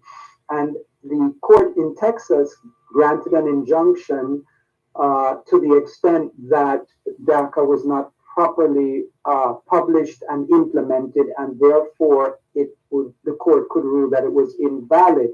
However, the court at that point didn't completely stop the DACA program. What it did was it allowed the government to immediately filed its notice of intent to appeal, and the appeals court, the Fifth Circuit, very interestingly, had a rather nuanced ruling. It's not very favorable, but it's not too bad either. What happened was the Biden administration realized this was becoming problematical, so they issued what's called a final rule in the Federal Register, which is a publication that you have to put rules in where you intend to implement, and that's one of the publication requirements. And so what they did on the 5th of October is they remanded the case back to the district court that entered the injunction for further review based upon the final rule put in the Federal Register, and they kept in place the status quo. What is the status quo? The status quo is that individuals who have previously filed for DACA can continue to renew, but no new applicants could apply. In other words, someone right now couldn't apply because the injunction was still in effect. So therefore, that is where it stands. I suspect there's going to be a lot more litigation with it, and there's going to be more back and forth and back and forth. The reality is Congress should be dealing with this, and Congress should be addressing the plight of the individuals who qualify for DACA. It is troubling to any reasonable thinking person that a child that came into the United States who's under 16, who didn't understand the nuances of immigration, who may have been brought in across the border illegally or given improper papers or a false passport, who has basically grown up in the US, should now be deported. It's ridiculous. But if you even want to impose that on some of these young people, you're making a great mistake because you have a group of young people, many of whom are highly intelligent, well educated, and could help the US economy in many ways by becoming doctors, lawyers, entrepreneurs, scientists. And so DACA needs to be addressed, and there needs to be statutory rulings for it and law passed by Congress. But that's where DACA stands. So it's kind of status quo. People can renew, but nobody can apply yet. They have to look at this new final rule, and then it'll probably end up at the US Supreme Court again. Whoa. Sounds like it's, I mean, there's no end in sight. Not for now. It doesn't appear, even though to me, I know I'm looking at it simplistically maybe, but this is a simple issue. Let these young people stay here. It's one thing with adults and other cases, but I mean, so many of these youngsters came here as babies, or 3 years old, 5 years old, 6 years old, 10 years old, and they weren't responsible for the way they entered the country, but yet they're going to be punished for it. Yeah, your point is made. Well, we'll continue to watch and see how things unfold. Although, from all indications, well, that political football is going to continue for some time to come. But we hope eventually, there can be some practical and practicable solution. One moment, please. Oliver Langstadt, U.S. immigration attorney at law, doing duties this week on Your Legal Corner. Power 106 FM. The time is now 3:45. Importers, the Jamaica Customs Agency is reforming its clearance process, making it easier for you to clear your non-commercial and small value items using our simplified declarations. You will be able to clear your goods without physically visiting the port or a warehouse for customs inspection, making your clearance experience even better. The pilot begins October 2022 across all marine public bonded warehouses. For further details, email Jamaica Customs at contactusousclearance@jca.gov.jm or telephone 876-922-5140 We're here to serve you. Jamaica Customs, keeping our customers in focus. So that's 4 You're o'clock. listening to Your 4 Legal o'clock. Corner, your source of information on all matters regarding U.S. immigration. You can call in with your questions and concerns on 876-922-41125. You can send a text or WhatsApp message to 876-279-8598. Now, back to Your Legal Corner during both sides of the story on Power 106 FM. Thanks a lot for staying with us on this week's edition of Your Legal Corner during both sides of the story here on Power 106 FM. I'm Dervan Malcolm, and we're happy to have Oliver Langstadt, a U.S. immigration attorney, hosting this week's edition of Your Legal Corner, fielding questions. And so we're going to a call right now. Oliver Langstadt, let's hear who this is. Hello. Good afternoon. Good afternoon. Nice listening to this program, and I think it's timely. Am I having a? Yes, we're getting a feedback there. Is your radio on? Hello?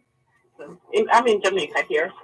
Travels have been together for the last 5-6 years, travel back and forth, both of us. Will my getting married in the US prevent my having any impact on my my visits? Do I have to curtail my visits until, what should I say? For any period, should I get married or before I take my country? I'm not familiar with all these, with all the back and forth. Yes. I just want to know how it would impact. Have you heard enough to comment at this stage, Oliver Langstadt? Yes. Okay, So go ahead. Let me tackle the easiest question. Should the caller get married? Well, I think that's a question for her and her significant other if they would like to go down that path. So I won't proffer a legal opinion on that. if she has a visa to travel, simply because she gets married, it will not interfere with her right to travel. In other words, because you're married doesn't prevent you from traveling to the US, and it doesn't cause you to lose your visa, etc. Where sometimes issues can arise is if your spouse files for you to get your green card and you still have the visitor visa, then sometimes some issues arise there, which may need some additional legal analysis. But the mere act of getting married and you have a visitor visa does not prevent you from using the visitor visa or traveling, as long as you're in compliance with the visa and you never overstay your authorized stay and you don't violate U.S. immigration laws in any way. Thanks much. All right. Thanks for the call. Take care. This is your legal corner during both sides of the story. Power 106 FM and Oliver Langstadt, U.S. immigration attorney at law, is doing duties this week on your legal corner. Couple more questions here. Let's see. This one says, good afternoon. Well, we're not going to announce your name, though. But the message goes on to say, I have a question for the immigration lawyer. My wife has been dead for 12 years now, and I was trying to attend the funeral, but couldn't get a visa.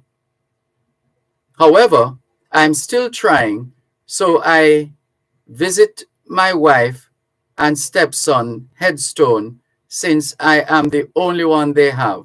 What's your thought?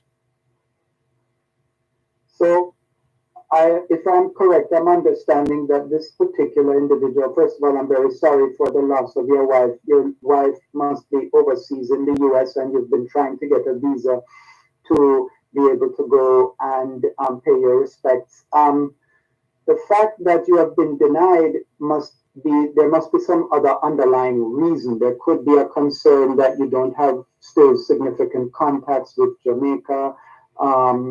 You may not be able to show employment, asset ownership, vehicle ownership, etc. I think it's really, in this particular case, it might be prudent to consult with an attorney and have the ability to speak with a U.S. immigration attorney and go over exactly what's been happening, and in previous denials of your application for the visa, what feedback you've gotten, and then also to discuss with the immigration attorney what your ties are to Jamaica, and then maybe a further application could be made.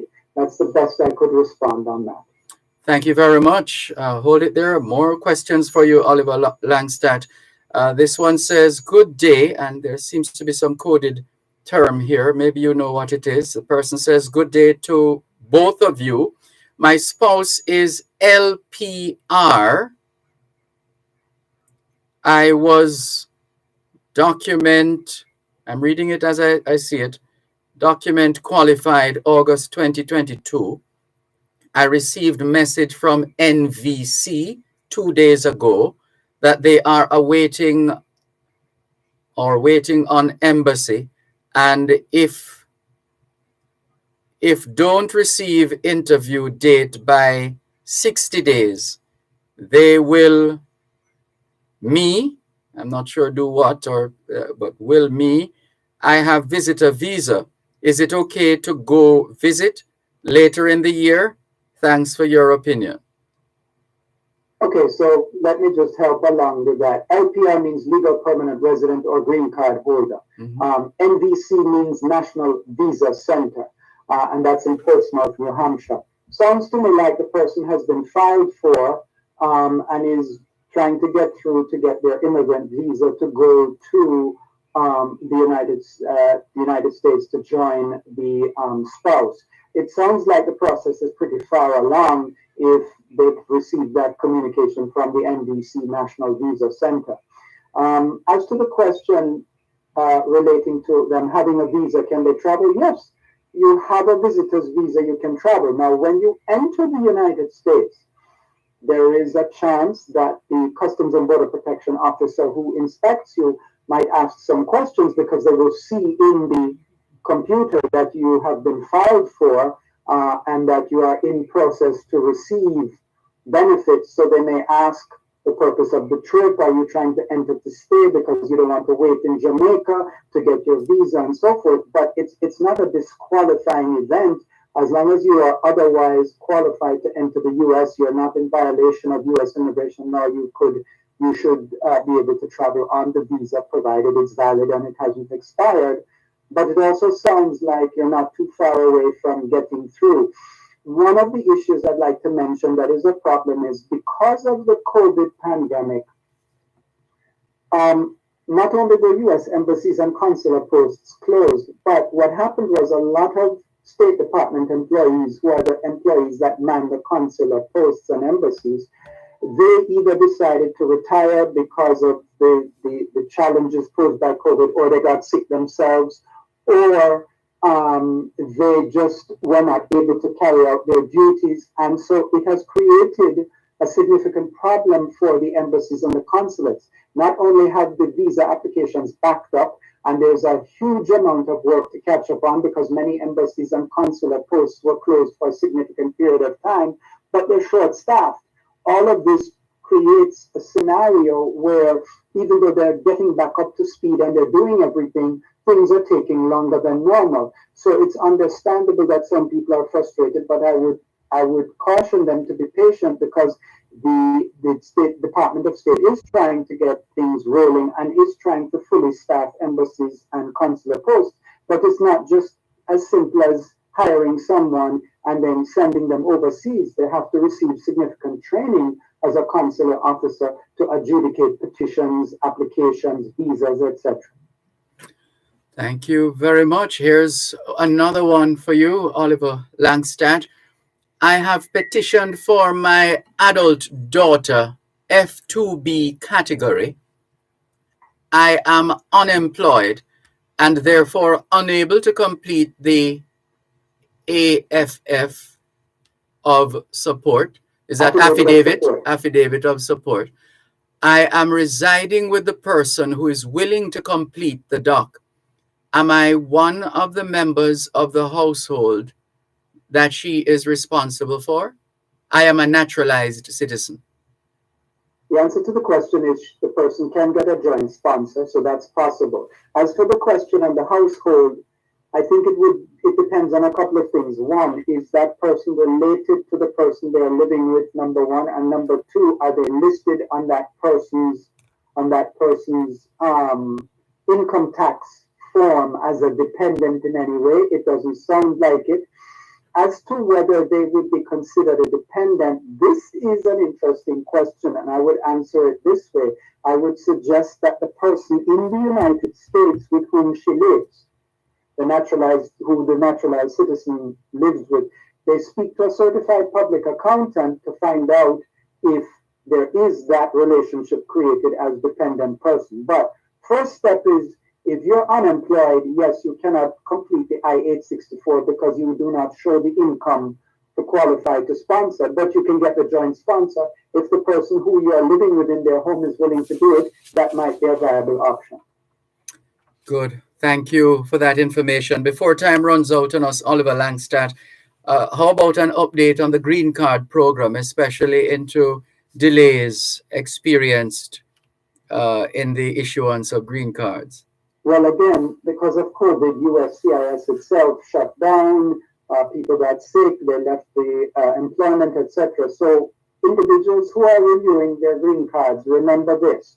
One, you can apply up to 6 months before your green card expires. You can apply for the new one. Number two, when you apply, if you apply properly, USCIS is now issuing receipts that tells you that the green card is extended for 24 months. Used to be 12 months, 1 year, now it's 24, 2 years. So when you file for the renewal, you'll get the receipt that says your card is extended for 24 months from the date of its expiration. Keep that receipt with you along with the card, and if the card does expire and you need proof of your lawful status, you show the card, you show the receipt.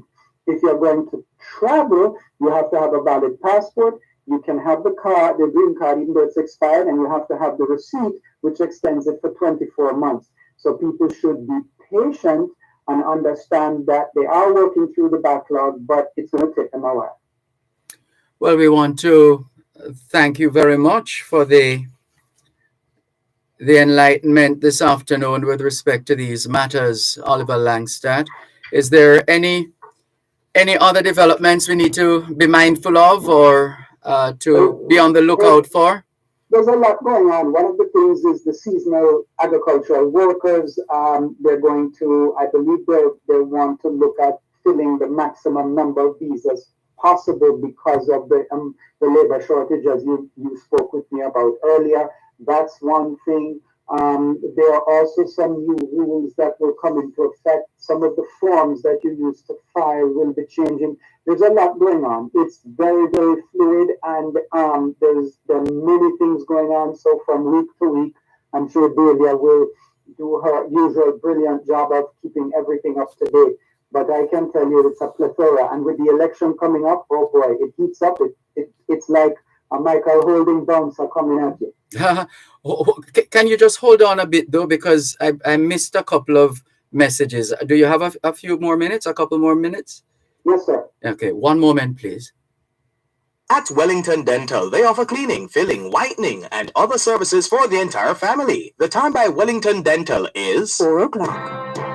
The Caribbean Maritime University, an ISO certified institution, offers Bachelor of Science degrees in cruise shipping, Bachelor of Engineering degrees, logistics, marine tourism, port management, security administration and management, and more. For further information, call 876-924-8150, 876-924-8175, or email info@cmu.edu.jm. Tune in every Thursday at 3:30 p.m. for Your Legal Corner with Dana Walker Huntington, during both sides of the story with Dervan Malcolm on Power 106 FM. It's your source of information regarding U.S. immigration matters, combined with Power 106 FM's pioneer of diaspora broadcasting. Call in with your U.S. immigration queries and concerns on 876-922-41125. Or send a text or WhatsApp message to 876-279-8598 and get the answers you need for your U.S. immigration questions. That's Your Legal Corner with Dana Walker Huntington, Thursdays at 3:30 p.m. during both sides of the story with Dervan Malcolm, only on Power 106 FM. It's here, it's there, it's everywhere. It's onespotmedia.com. Watch your favorite local program or Hi, listen to your Jesse. Did you favorite say radio that station from there's anywhere in the information world. for the On your interview? tablet, smartphone, or personal computer. Download the app now and keep up to date with your favorite local programs on TVJ. Check us out at onespotmedia.com. Follow us on Instagram. Okay, no problem. That's fine. I just wanted to be clear. And No problem. subscribe now. All right, cool. Thanks. onespotmedia.com. Okay, good. Right.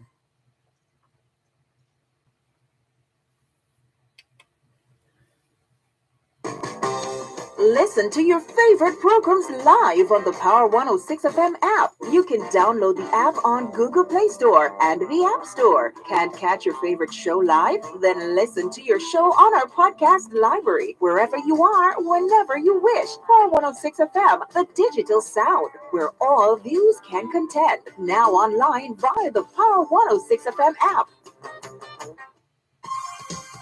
You're listening to Your Legal Corner, your source of information on all matters regarding U.S. immigration. You can call in with your questions and concerns on 876-922-41125. You can send a text or WhatsApp message to 876-279-8598. Now, back to Your Legal Corner during both sides of the story on Power 106 FM.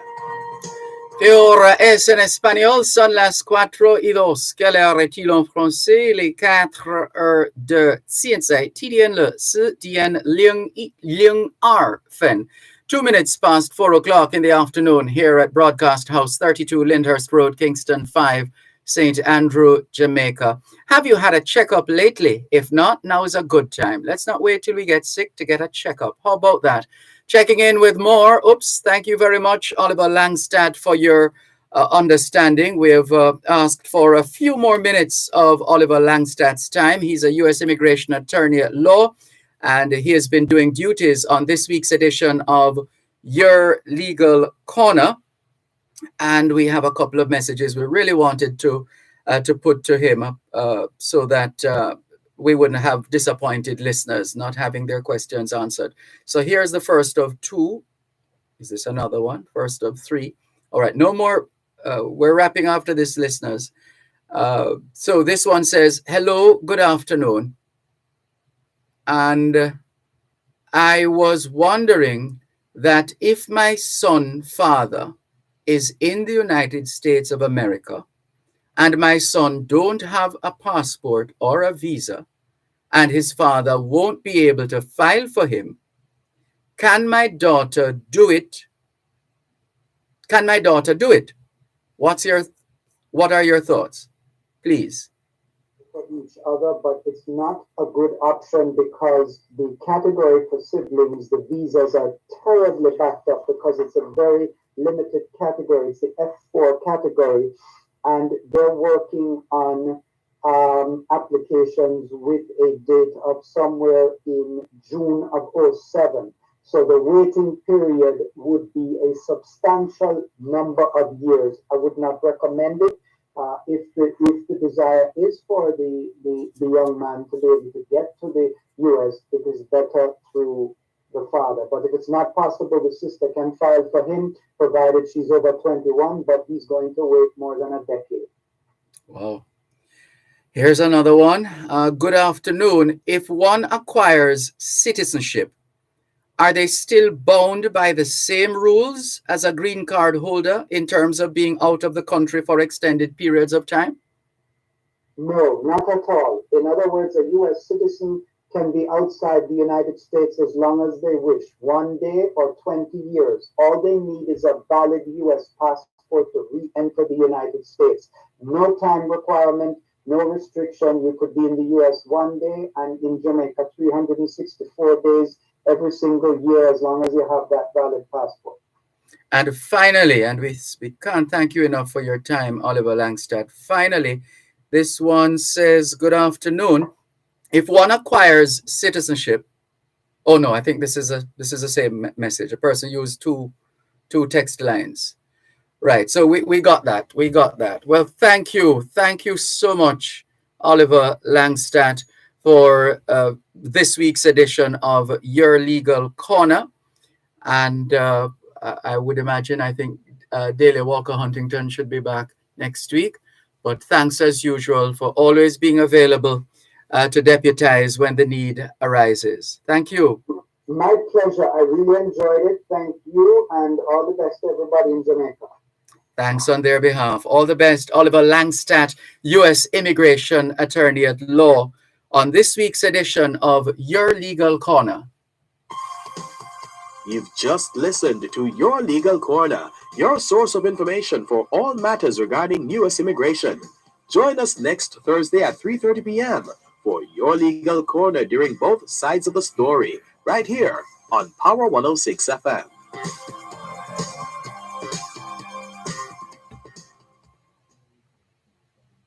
The following feature in observance of World Sight Day during both sides of the story is brought to you by Optical Smart Limited.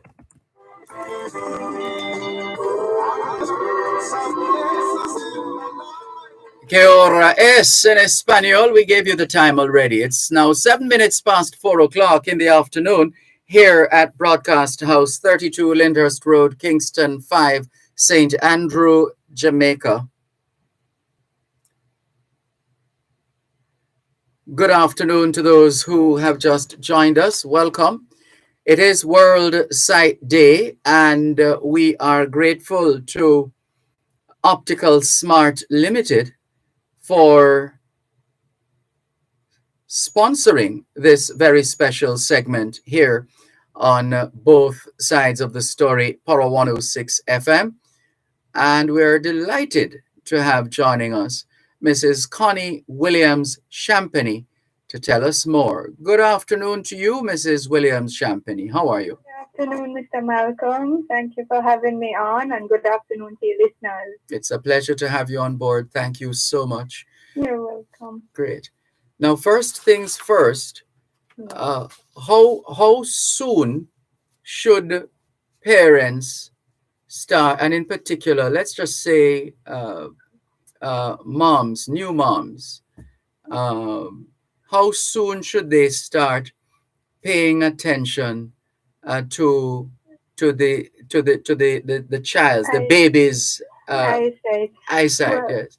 funny enough, if you have a premature baby, they are actually supposed to see an ophthalmologist as they are released from hospital, because during the process of premature, they give you extra oxygen and such. It actually causes blindness in the eyes. What? And some parents don't know that. Yes, and some parents are released from hospital and they're not told. So I've actually had babies come in like that, and it's very frightening. It's after a while that they see their child is maybe almost a year old and not focusing, and it's sad. It's very sad. So as early as that in those special cases. But otherwise, you go every year to check with the doctor. At about preschool age 3, maybe, they will do a chart test with shapes and, such, and then they should refer. So you should carry your child basically every year to the doctor, and then they'll do the referrals. Yes. And and clearly, as parents and guardians, we need to be aware, we need to be vigilant, we need to be in tune with what's happening or not happening with our children. So, for example, children not seeing the board properly, whether a whiteboard, well, it's mostly whiteboard these days, or whatever. Right. Or even going too close to the television, as it was in my case as a child. My parents used to tell me, stop sitting so close, to the TV, and they didn't realize I was not seeing properly. But even people in the middle age, even older people, they really need to take charge in that. And the hashtag for this World Sight Day is to love your eyes. To give us that hashtag. The theme is hashtag love your eyes. Hashtag love your eyes. Right. And I can't emphasize how important it is to take care of your health in terms of like diabetes, because it directly affects, our vision. All right. Well, slow down and back up a bit now. Let's talk about that in terms of caring for our eyes. Apart from going to, which is important, going to see the doctor once a year. What are some of the things we need to be mindful of that could have implications for our vision? Number one issue is diabetes and glaucoma untreated. Some people don't know that they have these issues until they have a lack of vision or a loss of vision. And it's very scary because that means it's advanced, Yes. And if you could just... So get screened for diabetes. Yes, because these are preventative measures, and that's what it's all about, prevention. And it's very sad when you see patients that walk in and realize that they can't see. The damage is irreparable at this point, Yes. And we don't offer only products as in glasses and contacts. We do also laser surgery, things like that. So that's why we get so many patients, or we see so many patients with these issues. Yes. And so the theme for the day is love your eyes. Yes, love your eyes, hashtag. Hashtag love your eyes. So apart from checking or being screened for diabetes, what else do we need to know or do with respect to caring for our eyes, demonstrating a real love for our eyes? For our eyes, okay, even wearing sunglasses in the sun, it leads to cataracts. Hold on. I thought that was a good thing. What, the sunglasses? No, man, yes, we should even take a small measure as that, as wearing sunglasses. Because the sun, as how it damages our skin, it damages the eye, because it leads to cataracts. Some people have a little flesh that grows on the actual eyeball called pterygium. We do removals of those things as well. You should find out family history. Sometimes you hear patients come and say, my grandmother went blind and I don't know what happened to her. And we find out that they actually have glaucoma. That's another disease. that they call it gradually steals your vision, because you have it and years later you realize, hold on, my vision is going slowly from the periphery into the central vision, you know. What about, sorry, go ahead. No, man, come. No, I was going to ask, what about those of us who will proudly declare that we can't drive at nights? We don't drive at nights because can't see. Right. With the lights that bother you. Mm-hmm. Some people have night blindness. Also, there is such a thing, night blindness. Man. Yes, and they actually have lenses now that you can get that basically gives you HD vision. They say at night. Yes. I see. And then the bright lights, of course, there's coatings that can help on the lenses and such. And transitions are still in vogue. I haven't worn mine in a while. Oh gosh, yes, transitions. People still have them. Now they have mirror transitions, all sorts. You can get gold, red, blue, pretty, all kinds. I get the impression that you are you have a one-stop shop at Optical Smart Limited. We are a boutique optical. It's only one location that we have. So we pride ourselves on offering bespoke services. Sorry, what's the location? It's in Ligoni Plaza, 134 Old Hope Road. Where Ligoni Drug is, General 134 Old Hope Road, right. Yes. Mm-hmm. All right, hold the line, please. Let's take the break and come back. Listeners, it's World Sight Day, and we're featuring options and general information being provided by Mrs. Connie Williams Champagny of Optical Smart Limited. You're listening to Power 106 FM. The time is now 4:15.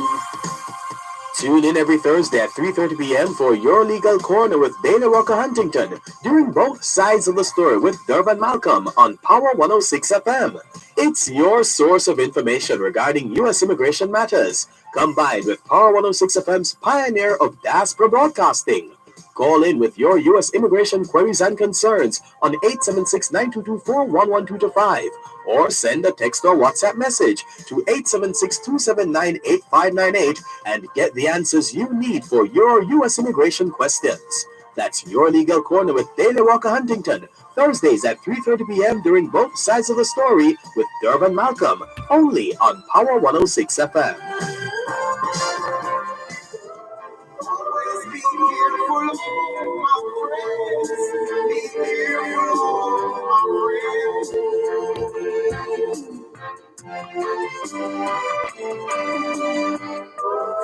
Money can make friendship end. It makes friendship end.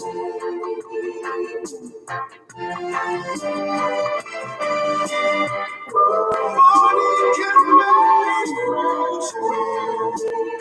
It makes friendship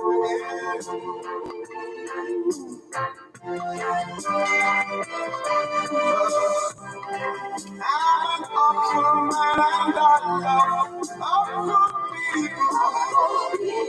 I'm a progressive man and I love progressive people.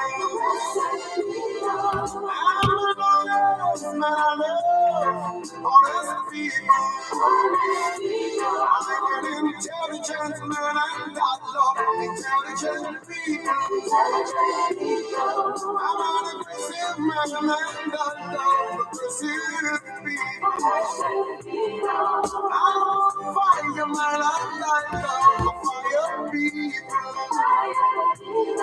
I'm an awful man and I love awful people. I'm an intelligent man and I love intelligent people.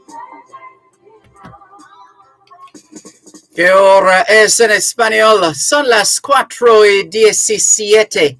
Quelle heure est-il en français? Il est 4:17. Tiens, TDN le, CDN, time just changed. It was 17 past 4. CDN Sherbafen, 18 minutes past 4 o'clock in the afternoon. Here at Broadcast House, 32 Lyndhurst Road, Kingston 5, St. Andrew, Jamaica. Have you done your homework yet? Yes, young people, we know you're on midterm break. It's a holiday for you now, Heroes Weekend and all. And your holiday started today. Yes, so you know what we always say though, young people, even when school is out, homework is always in, because homework is about preparation, and proper preparation prevents poor performance. Proper preparation prevents poor performance. And as we always say, young people, socialization makes you educable, education makes you trainable, training makes you employable, and the right attitude makes you successful. Homework time, young people.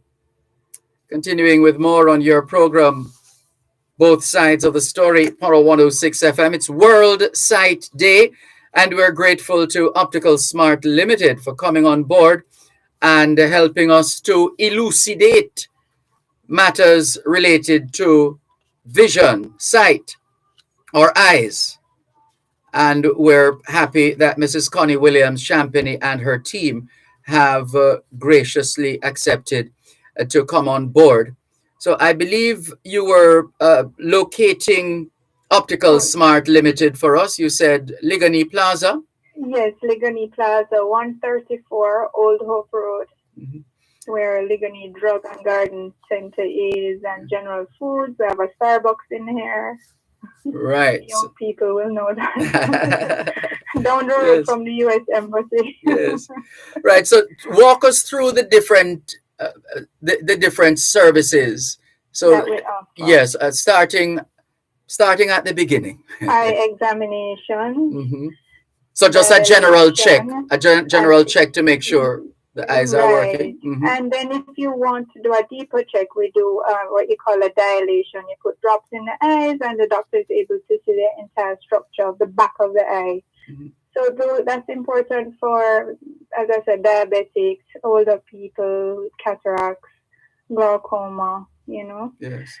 And then we offer, of course, frames, lens, all kind of lenses, progressive, bifocals, single vision for children, transitions, contact lens. We do contact lens fittings. I can teach you how to put them in if you're a new wearer. And then we offer other medical services such as laser surgeries if you have any diabetic retinopathy as a result of the diabetes. We offer the pterygium removal of the pterygium. I was telling you, you can get right from the sun, the little flesh that goes on the eye. Minor procedures, anything you have a sty, anything else that. Wow. Yes, and we fill prescriptions, of course. And it would be by appointment for the most part, or it depends on the service. Yes, preferably by appointment, because we don't want you to have to come and wait and complain that you're waiting 1 hour, Yes, but if you have a prescription and you want to fill it, you can come in anytime. Yes. Sorry, go ahead. I was going to tell you the opening hours.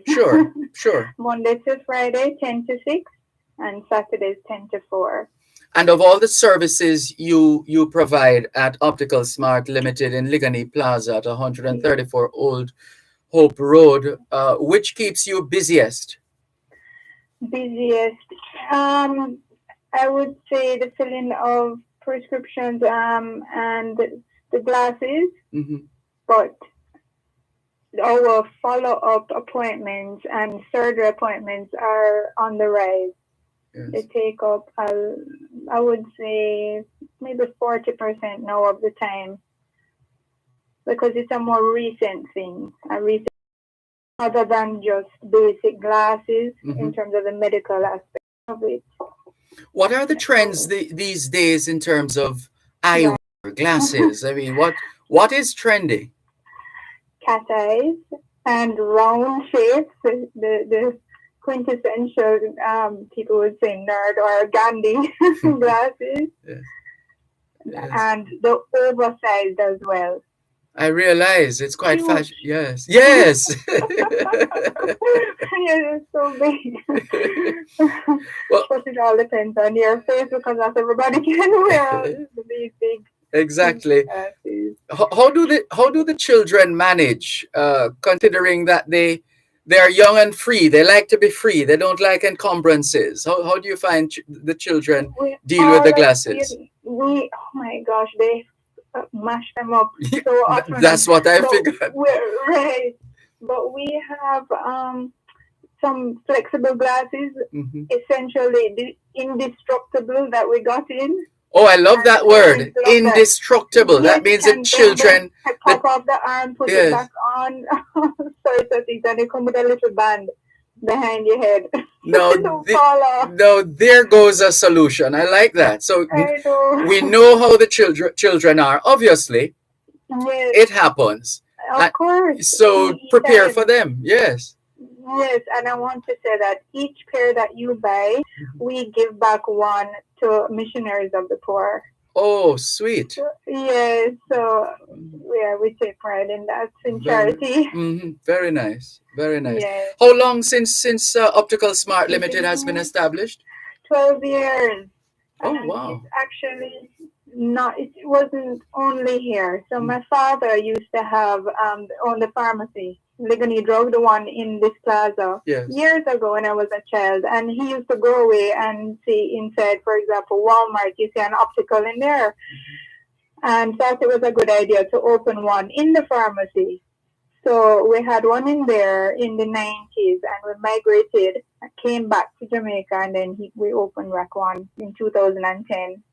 No, that sounds like quite a story in and of itself. We're not gonna pry too much. We're not gonna pry.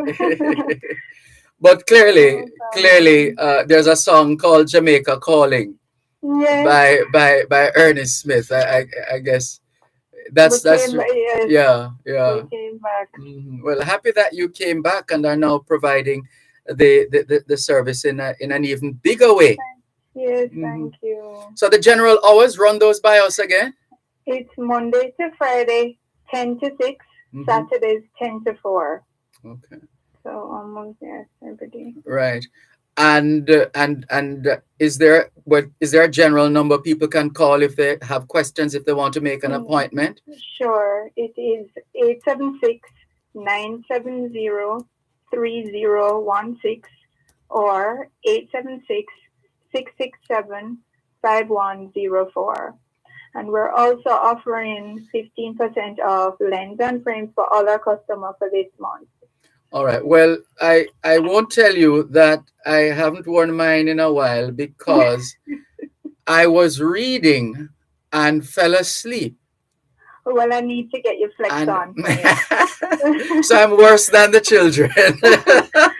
these you can bend and twist and turn and they go right back to original position. Yes. So if you ever visit us, we can just bring that in and your team will deal with it. Yes, I'll offer that to you. Yes. All right. No problem. We look forward to that. Yes. And for you personally, I think, did you mention you wear glasses as well? Yes, from I was 9 years old. I used to go up to the TV and my parents used to stop sitting so close to the TV. And when I went to the doctor, they realized I was nearsighted, meaning I see better near than I see far. Right. Right. Now, some of us don't. We mix them up from time to time. So nearsighted now would be like I'm holding a sheet of paper here now. If I have to hold it up to very close to my face, that means I'm nearsighted? Yes, if you can read it very close. Oh, if you can read it very close. However, there's a little trick because when you're over the age of 40, there is something called presbyopia. And that is where the near vision now becomes compromised as well. That's where you need the progressive lenses. Oh. So, you have the ones that you can see far, you can read in them, you can use the computer. Yes, typically over 40. And I gather someone was telling me that there are special glasses for those of us who are constantly using computers and so on. Yes, those are called blue block. Blue block. Right. So, in the past 2 years since COVID, everything has been online. Yes. And it is a recent lens now that they realize all the blue light is causing macular degeneration. That is, I know it's a big term, right? Yes. Basically, the blue block stops the blue light from passing to the eye. So that's protection for the eye. So it gives that protection, right? So that is good if you're on a computer all day, which everybody is on it now, and the phone. So that definitely is something to be recommended. Right, along with transitions, if you don't wear sunglasses separately. And what can you tell us with respect to the loyalty, the level of loyalty that you have seen in terms of your customer base, or is it growing as your customer does? Yes. Yes. Funny enough, for a boutique optical, we have hundreds of follow-up patients that are with us. Our patients have been with us all for the entire 12 years, and whoever is new, they visit them every 2 years religiously. So we're really grateful. Excellent. Yes, and I think it's because everybody wants to feel special when you go somewhere. They like a point of reference, a personal reference that they can go into a store and say, okay, where is Connie today? You know, and they can contact me. I give them sometimes my personal number. If they want a specific frame, they say, can you order it? That kind of service.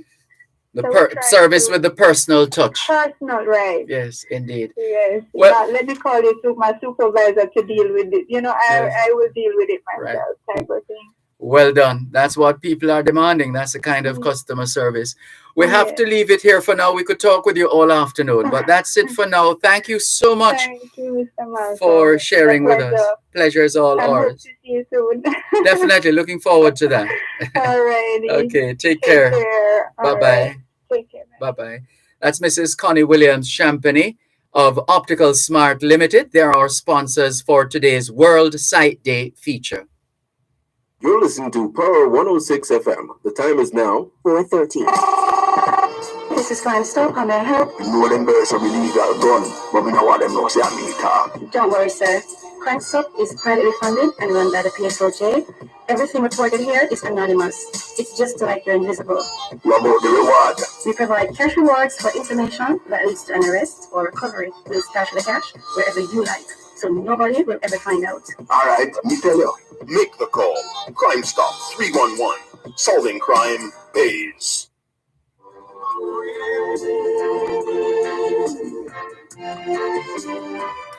Y ahora es en español, son las 5:29. Quelle heure est-il en français? Les 5:29. 现在几点了？5点29分。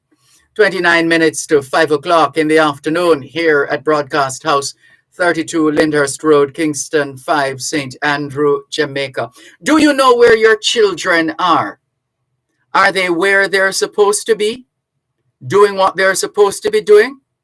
It's a good time to check up on the children. And let's just use the opportunity to say to the parents and guardians, please, we don't want to hear come Tuesday morning of any reports of drownings over the weekend, etc. We know there's a tendency. Once there is a holiday, invariably we choose to go to the beach or the river, etc. And we get carried away, unfortunately, some of us, and there are others of us who just naively end up getting into difficulties, etc. And so we always like to say to the young people at the start of a long holiday weekend, especially on their midterm break, when you go to the beach or the river, if you know you cannot swim, please stay on the shore. In the case of the beach, stay on the shore. Let the water come to you. Don't go out to the water. And you want to ensure that you are in the company of responsible adults. Very important, being in the company of responsible adults. And it would help if you have within your group at least one bona fide well-known swimmer. At least that. No more drownings, please. We don't want to hear about any drownings this weekend. Please be safe, young people. Please be safe. And as we said, we know school is out and we want you to enjoy the holiday as well, but do so safely. Safety first. Safety first. All right. And those of you who have exams to prepare for and school-based assessment and internal assessment and all of these things, use your holiday wisely. We're not saying you shouldn't have some fun as well, by all means, but make sure you put in some extra time in terms of your internal assessments and school-based assessments. All right, young people? Good. Right now, speaking of young people, the young people continue to play their part in terms of entrepreneurial enterprises in this country. And we're going to feature one such enterprise now. And we thank our next guest for his patience and understanding as he waited in the wings. Thank you very much. And to those who were asked to listen, well, you're going to hear from the Chief Vision Officer of Next Step Digital Solutions, Mohan Beckford, as we look at digital transformation for small businesses. Good afternoon to you, Mohan Beckford. Thank you so much for your time and patience. Good afternoon, and good afternoon to you and your listeners. And it's a pleasure talking to you today. Likewise. Thank you very much. So let's talk about the reality of small business adoption of digitization in their operations. Is that catching on like maybe not wildfire, like hot bread? Well, it should be catching on like wildfire because of the sort of economic environment in which we're operating now. Competition is coming very close to home given the global, global economy that we're operating in. Yes. As such, small businesses have to find ways to streamline their process a little bit more efficiently and become a little bit more customer centric in their operation in order to survive or even to scale their business effectively. Yes, but there are some people who believe that customers will always come, whatever the situation. Can you drill home the point by responding to the question of why small business operators need to be more focused on improving their digital capacity and understanding what they call the digital space? Well, businesses, as I said before, in order to become efficient and to compete effectively, small businesses in particular need to identify or become a little bit more visible where the digital environment is concerned. When we talk about the digital environment, we're talking about creating online strategies, optimizing a website if you have a website so that when persons search through Google, so on and so forth, they will become an option for the potential customers. Also, even for the social media, you need to get, busy on social media or start using social media a little bit more. If you don't have a website, I would encourage any small business to get a website so that they can organize their products and service in a little bit more meaningful manner to, as I said, to serve their customers a little bit more efficiently, because persons now have an expectation of businesses are always there to give them options to provide them with what they need. Yes. And most of us, we take that time when we reach home, sit in our beds or on our tables to search for the goods and services that we want. And if you are not present online, you are not a part of that option when that search is being done. I see.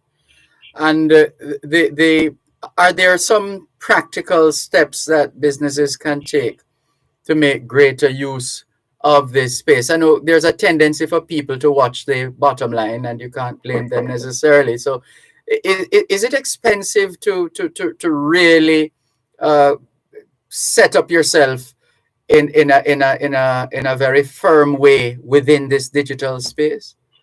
Well, it can be. It can be expensive, but there are ways in which you can do it to mitigate that expense or those expenses. First, I would advise any business to identify different areas within the business or business areas that they want to digitize. And as simply put, if you have a supermarket or a corner store, you can decide to add to accept online payments, to credit card, debit card payments versus cash. That's a form of digitization.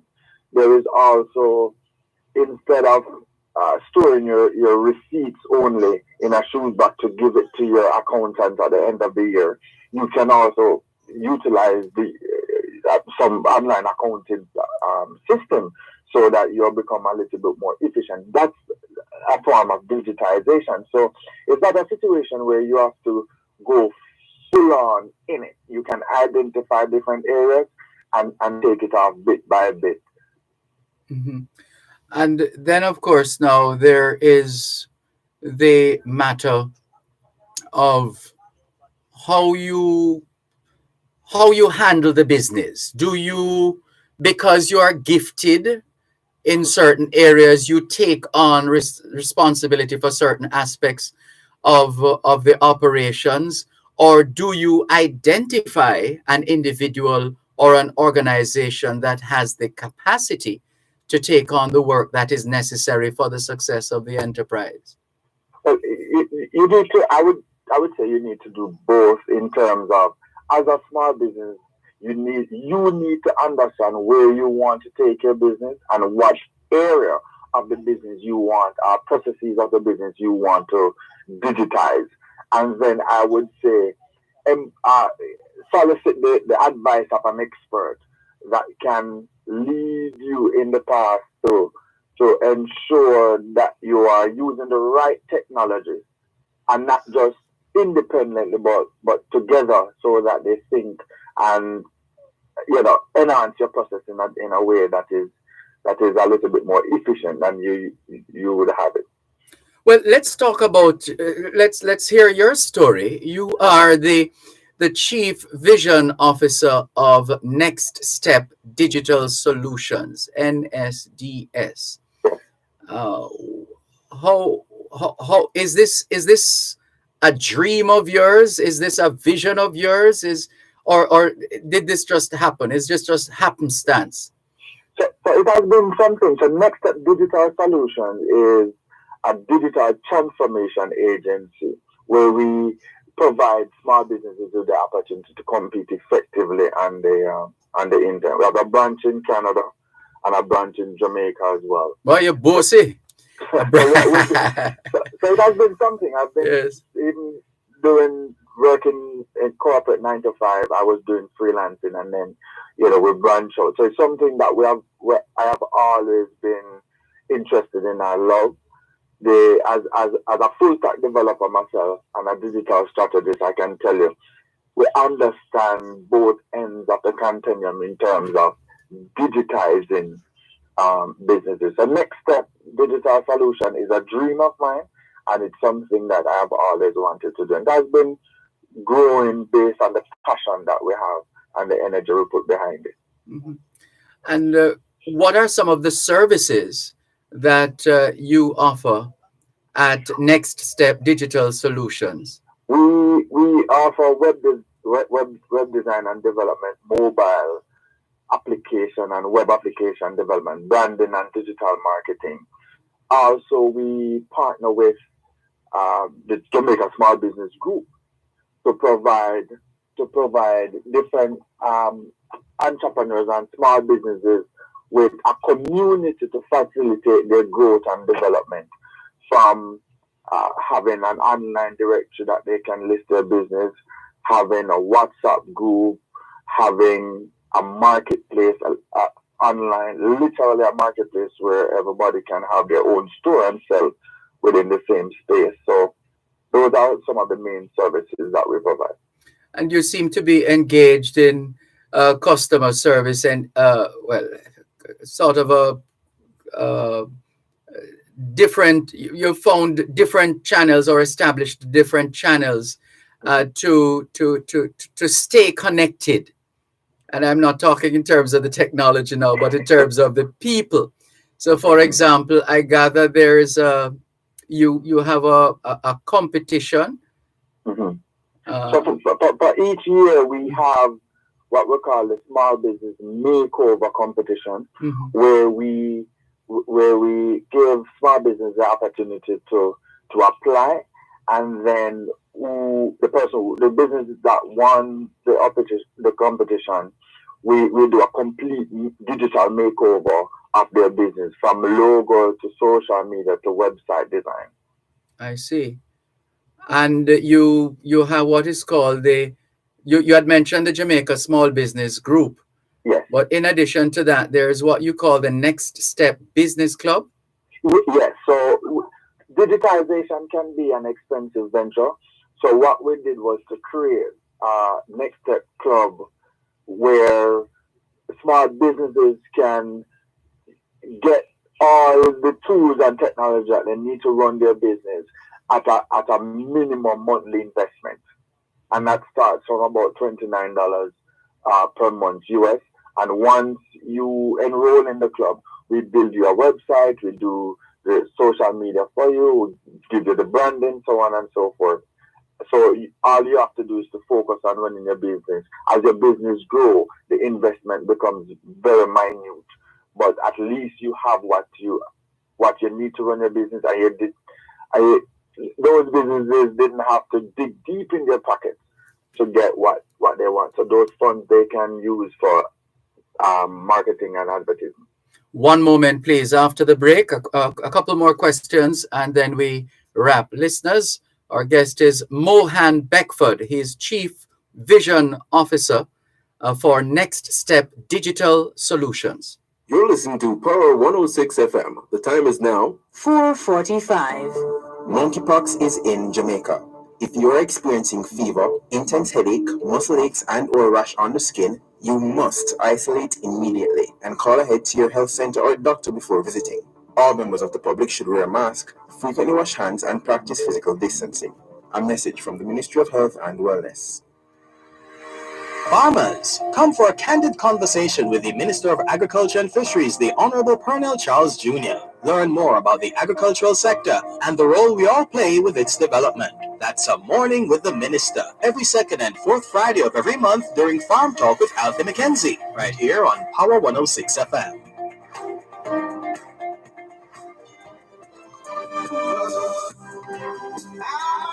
Que hora es en español? Son las 5:14. Quelle heure est-il en français? Les 5:14. 现在几点了？5点14分.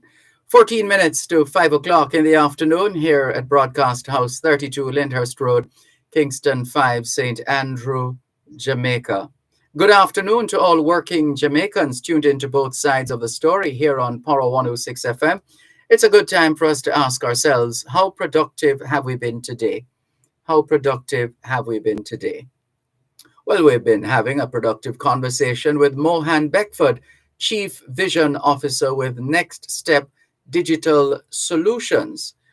And just so we can drive it home to those listening to us at home and abroad, Mohan Beckford, who can you help and how can you help as a brand? For those perhaps who are tuning in, maybe they haven't heard the full interview, maybe they're just tuning in.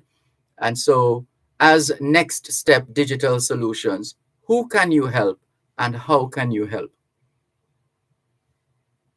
From micro, small to medium companies, where all those businesses that want to leverage technology and digitize their business to grow their business or to improve the efficiency of their business through digital technology, whether it be social media, web design, web application or mobile application development, and even branding. So we consider ourselves, Next Step Digital Solutions consider themselves as that company that would build out all your real estate online, so that if you leave from Facebook to Instagram or wherever, or to your website or wherever the internet, persons know that they are in the same place. Because they have the same look and feel. And then what we do is to sync all of the data, the communication from all those channels. So there's a level of lessness. Yes. Mm-hmm. Yes. Yeah. Makes sense. So how can those listening to us get more information? What are the links they need to click on, or the pages they need to go to learn more about how Next Step Digital Solutions can help them? Right across social media, it's Next Step Digital Solutions, and our website is trynextstep.com. That's TIYNEXTSTEP.com. Sounds good. We definitely want to, at different points, depending on the subject matter, call on you perhaps for your perspective on these matters. But for the time being, we'd like to thank you for sharing with us this afternoon on both sides of the story on Power 106 FM. And as we wrap, here's your opportunity perhaps to pay tribute to your team and also your customers. Definitely. I appreciate you giving me the opportunity to talk with you and your listeners. We continue to service small businesses across Jamaica and North America. As we go along, we can say there is also the Jamaica Small Business Group, which is JamaicaSME.com, that they can visit for more information, and give shout out to the dream team at Next Step Digital Solutions, who continue to do great work and to help small businesses realizing their dreams, or impacting the lives of small businesses through our creative processes. Well done. Thank you so much, Mohan Beckford. We look forward to talking with you again. I look forward to it. Thank you for having me. You're welcome. Take care. Mohan Beckford, Chief Vision Officer with Next Step Digital Solutions. Remember, listeners, in whatever we do, we seek to educate, empower, enlighten, and encourage entrepreneurship. And you just heard the entrepreneurship bit just now. And that's really what it is about. So thank you very much, Mohan Beckford, Chief Vision Officer, Next Step Digital Solutions. We think we have enough time to clear the other messages that have come in. And there's a call. Sean has been waiting for 12 minutes and 42 seconds. Good afternoon, Sean. Good afternoon, Uncle Dervan. How are you doing? I'm fine, Uncle thanks. Diaspora. I'm great. I'm doing great so far. Happy birthday to you, my elder brother, Uncle Dervan Malcolm. Wish you to see many, many more, and we pray that the Lord bless you. Thank you. Yes. I'm having a good day. Dervan, I'm sorry for what did happen the last time. You never did hear me clearly when we were talking about a subject. I'm very, very sorry to turn down my device. I'm very sorry, Dervan. That's all right. It happens. But it just means you need to be a little more careful and ensure that your device is working properly, so that when you call, we're not iffing and butting. Yes. Well, thank you very much for the birthday greeting. Go ahead. Can I tell you something? Yes.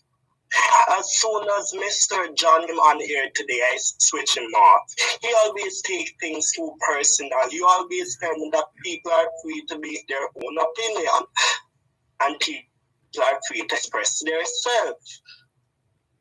Yes, well, the choice is yours. You're free to listen to whomever you choose to listen, and you're free to turn on and turn off. So. Yes. Yes, yes. Nice talk with you this afternoon. All the best. I will talk to you another time. We will talk about another interesting subject, okay? Sure. God bless you. Bless you too. Can Bye-bye. I say something to you before I go? Yes. You guys always have me like I am the baby on this program. I am the baby. We hear you loud and clear. Yes, yes. I will see you guys another time. Take care. You too. Bye-bye. This is your program, Both Sides of the Story, Power 106 FM, still streaming live on the Gleaners website, go-jamaica.com. Let's look at some of the other messages. Still quite a bit to cover. Oh, dear. Let's see if we can manage. Let's go with... Hello to Patricia Donald Phillips. Thank you very much. She says, enough love, Dervan. Enjoy your day. My mom certainly knows how to celebrate in style. Delighted to share her with you. Thank you very much. Thank you, Patricia Donald Phillips. Andrew McPherson says, good afternoon, Sir Malcolm. Blessings to you all. I just want to celebrate the love of my life, Mrs. Camila McPherson. It has been 23 years of marriage, and it still feels as if I just met her. Love still a grow, says Andrew McPherson of his union with Mrs. Camila McPherson. Happy 23rd anniversary to you both. All the very best. Nardia says, good afternoon, Mr. Malcolm. I'm enjoying your program. You have a blessed evening, and you do likewise. And let's see, going down the line, Driver in America sends us a lovely message. May God's goodness and love follow you all the days of your life. Psalm 23:6. Happy birthday. Birthday blessings, Brother Dervan. That's kind of you, Driver in America. Thank you.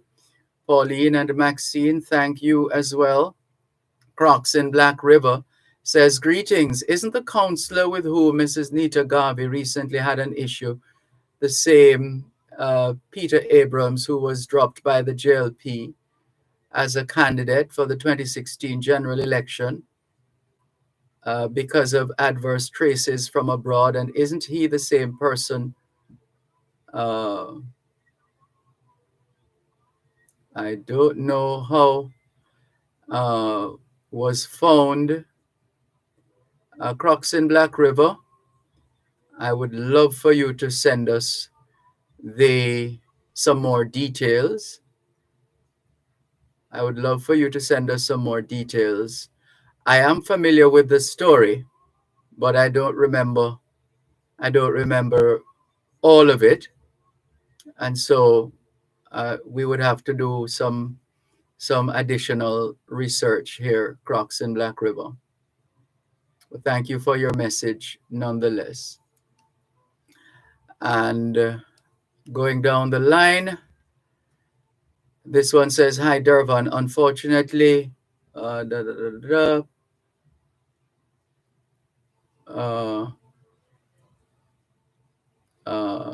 okay. All right. That's something we have to deal with off air. This one, happy birthday to you, Sir Malcolm. Thank you very much, Spider. Thank you. And let's go now to some of the others online. Faye Weller says, Mr. Dervan, please give a shout out to Mr. Mallet in Anota Bay on his birthday. Natalie Winter says, happy birthday with lots of love and kisses. Velma Parker says, happy birthday to you. God's blessings, long life, and prosperity. Thank you, Velma Parker. Mrs. Budai, Mrs. Eileen Budai, good to see you online. She says, happiest of happy birthday, Dervan. Wishing you God's richest blessings, good health, joy, peace, and happiness. Enjoy your special day. Blessings and love always. Thank you, Mrs. Budai. You know, we think about you every single day. You are in our home in more ways than one. Thank you very much. And there are other messages. Dr. Sharon Wiles, are you still there? Dennis Lipman says Happy Earth Strong Day. Thank you, Dennis Lipman. Renee Beckley says Happy birthday. Dervan Malcolm, happy birthday. Thank you. Thank you, Renee Beckley. And Alexandra Taylor says, sweet, go my sister Sharon, in reference to her singing happy birthday earlier on. Yes, Cookie here listening from Toronto. She says, Mariella Abrams, thank you very much. Carla Myrie, hello to you. And that's a timely reminder, Carla Myrie. I need to be heading in your direction right now on this Alumni Day. Can we thank you once again for the privilege of serving you on yet another edition of your program, Both Sides of the Story, here on Power 106 FM. For today, Thursday, the 13th of October, 2022, the moving finger writes, and having writ moves on, nor all your piety nor wit shall lure it back to cancel half a line, nor all your tears wash out a word of it. All things being well, Both Sides of the Story returns tomorrow afternoon, 2 to 5. Till then, this is Dervan Malcolm reminding all of us that every day is an opportunity to do better than yesterday. Take care.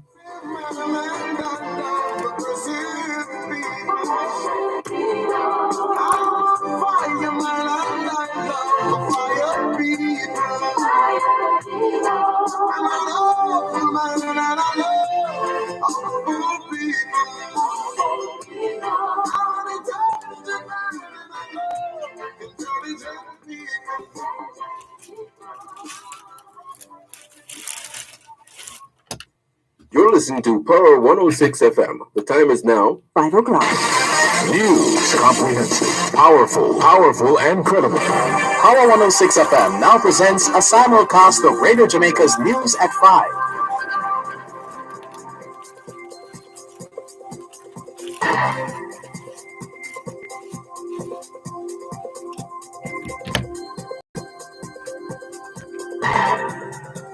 Bye.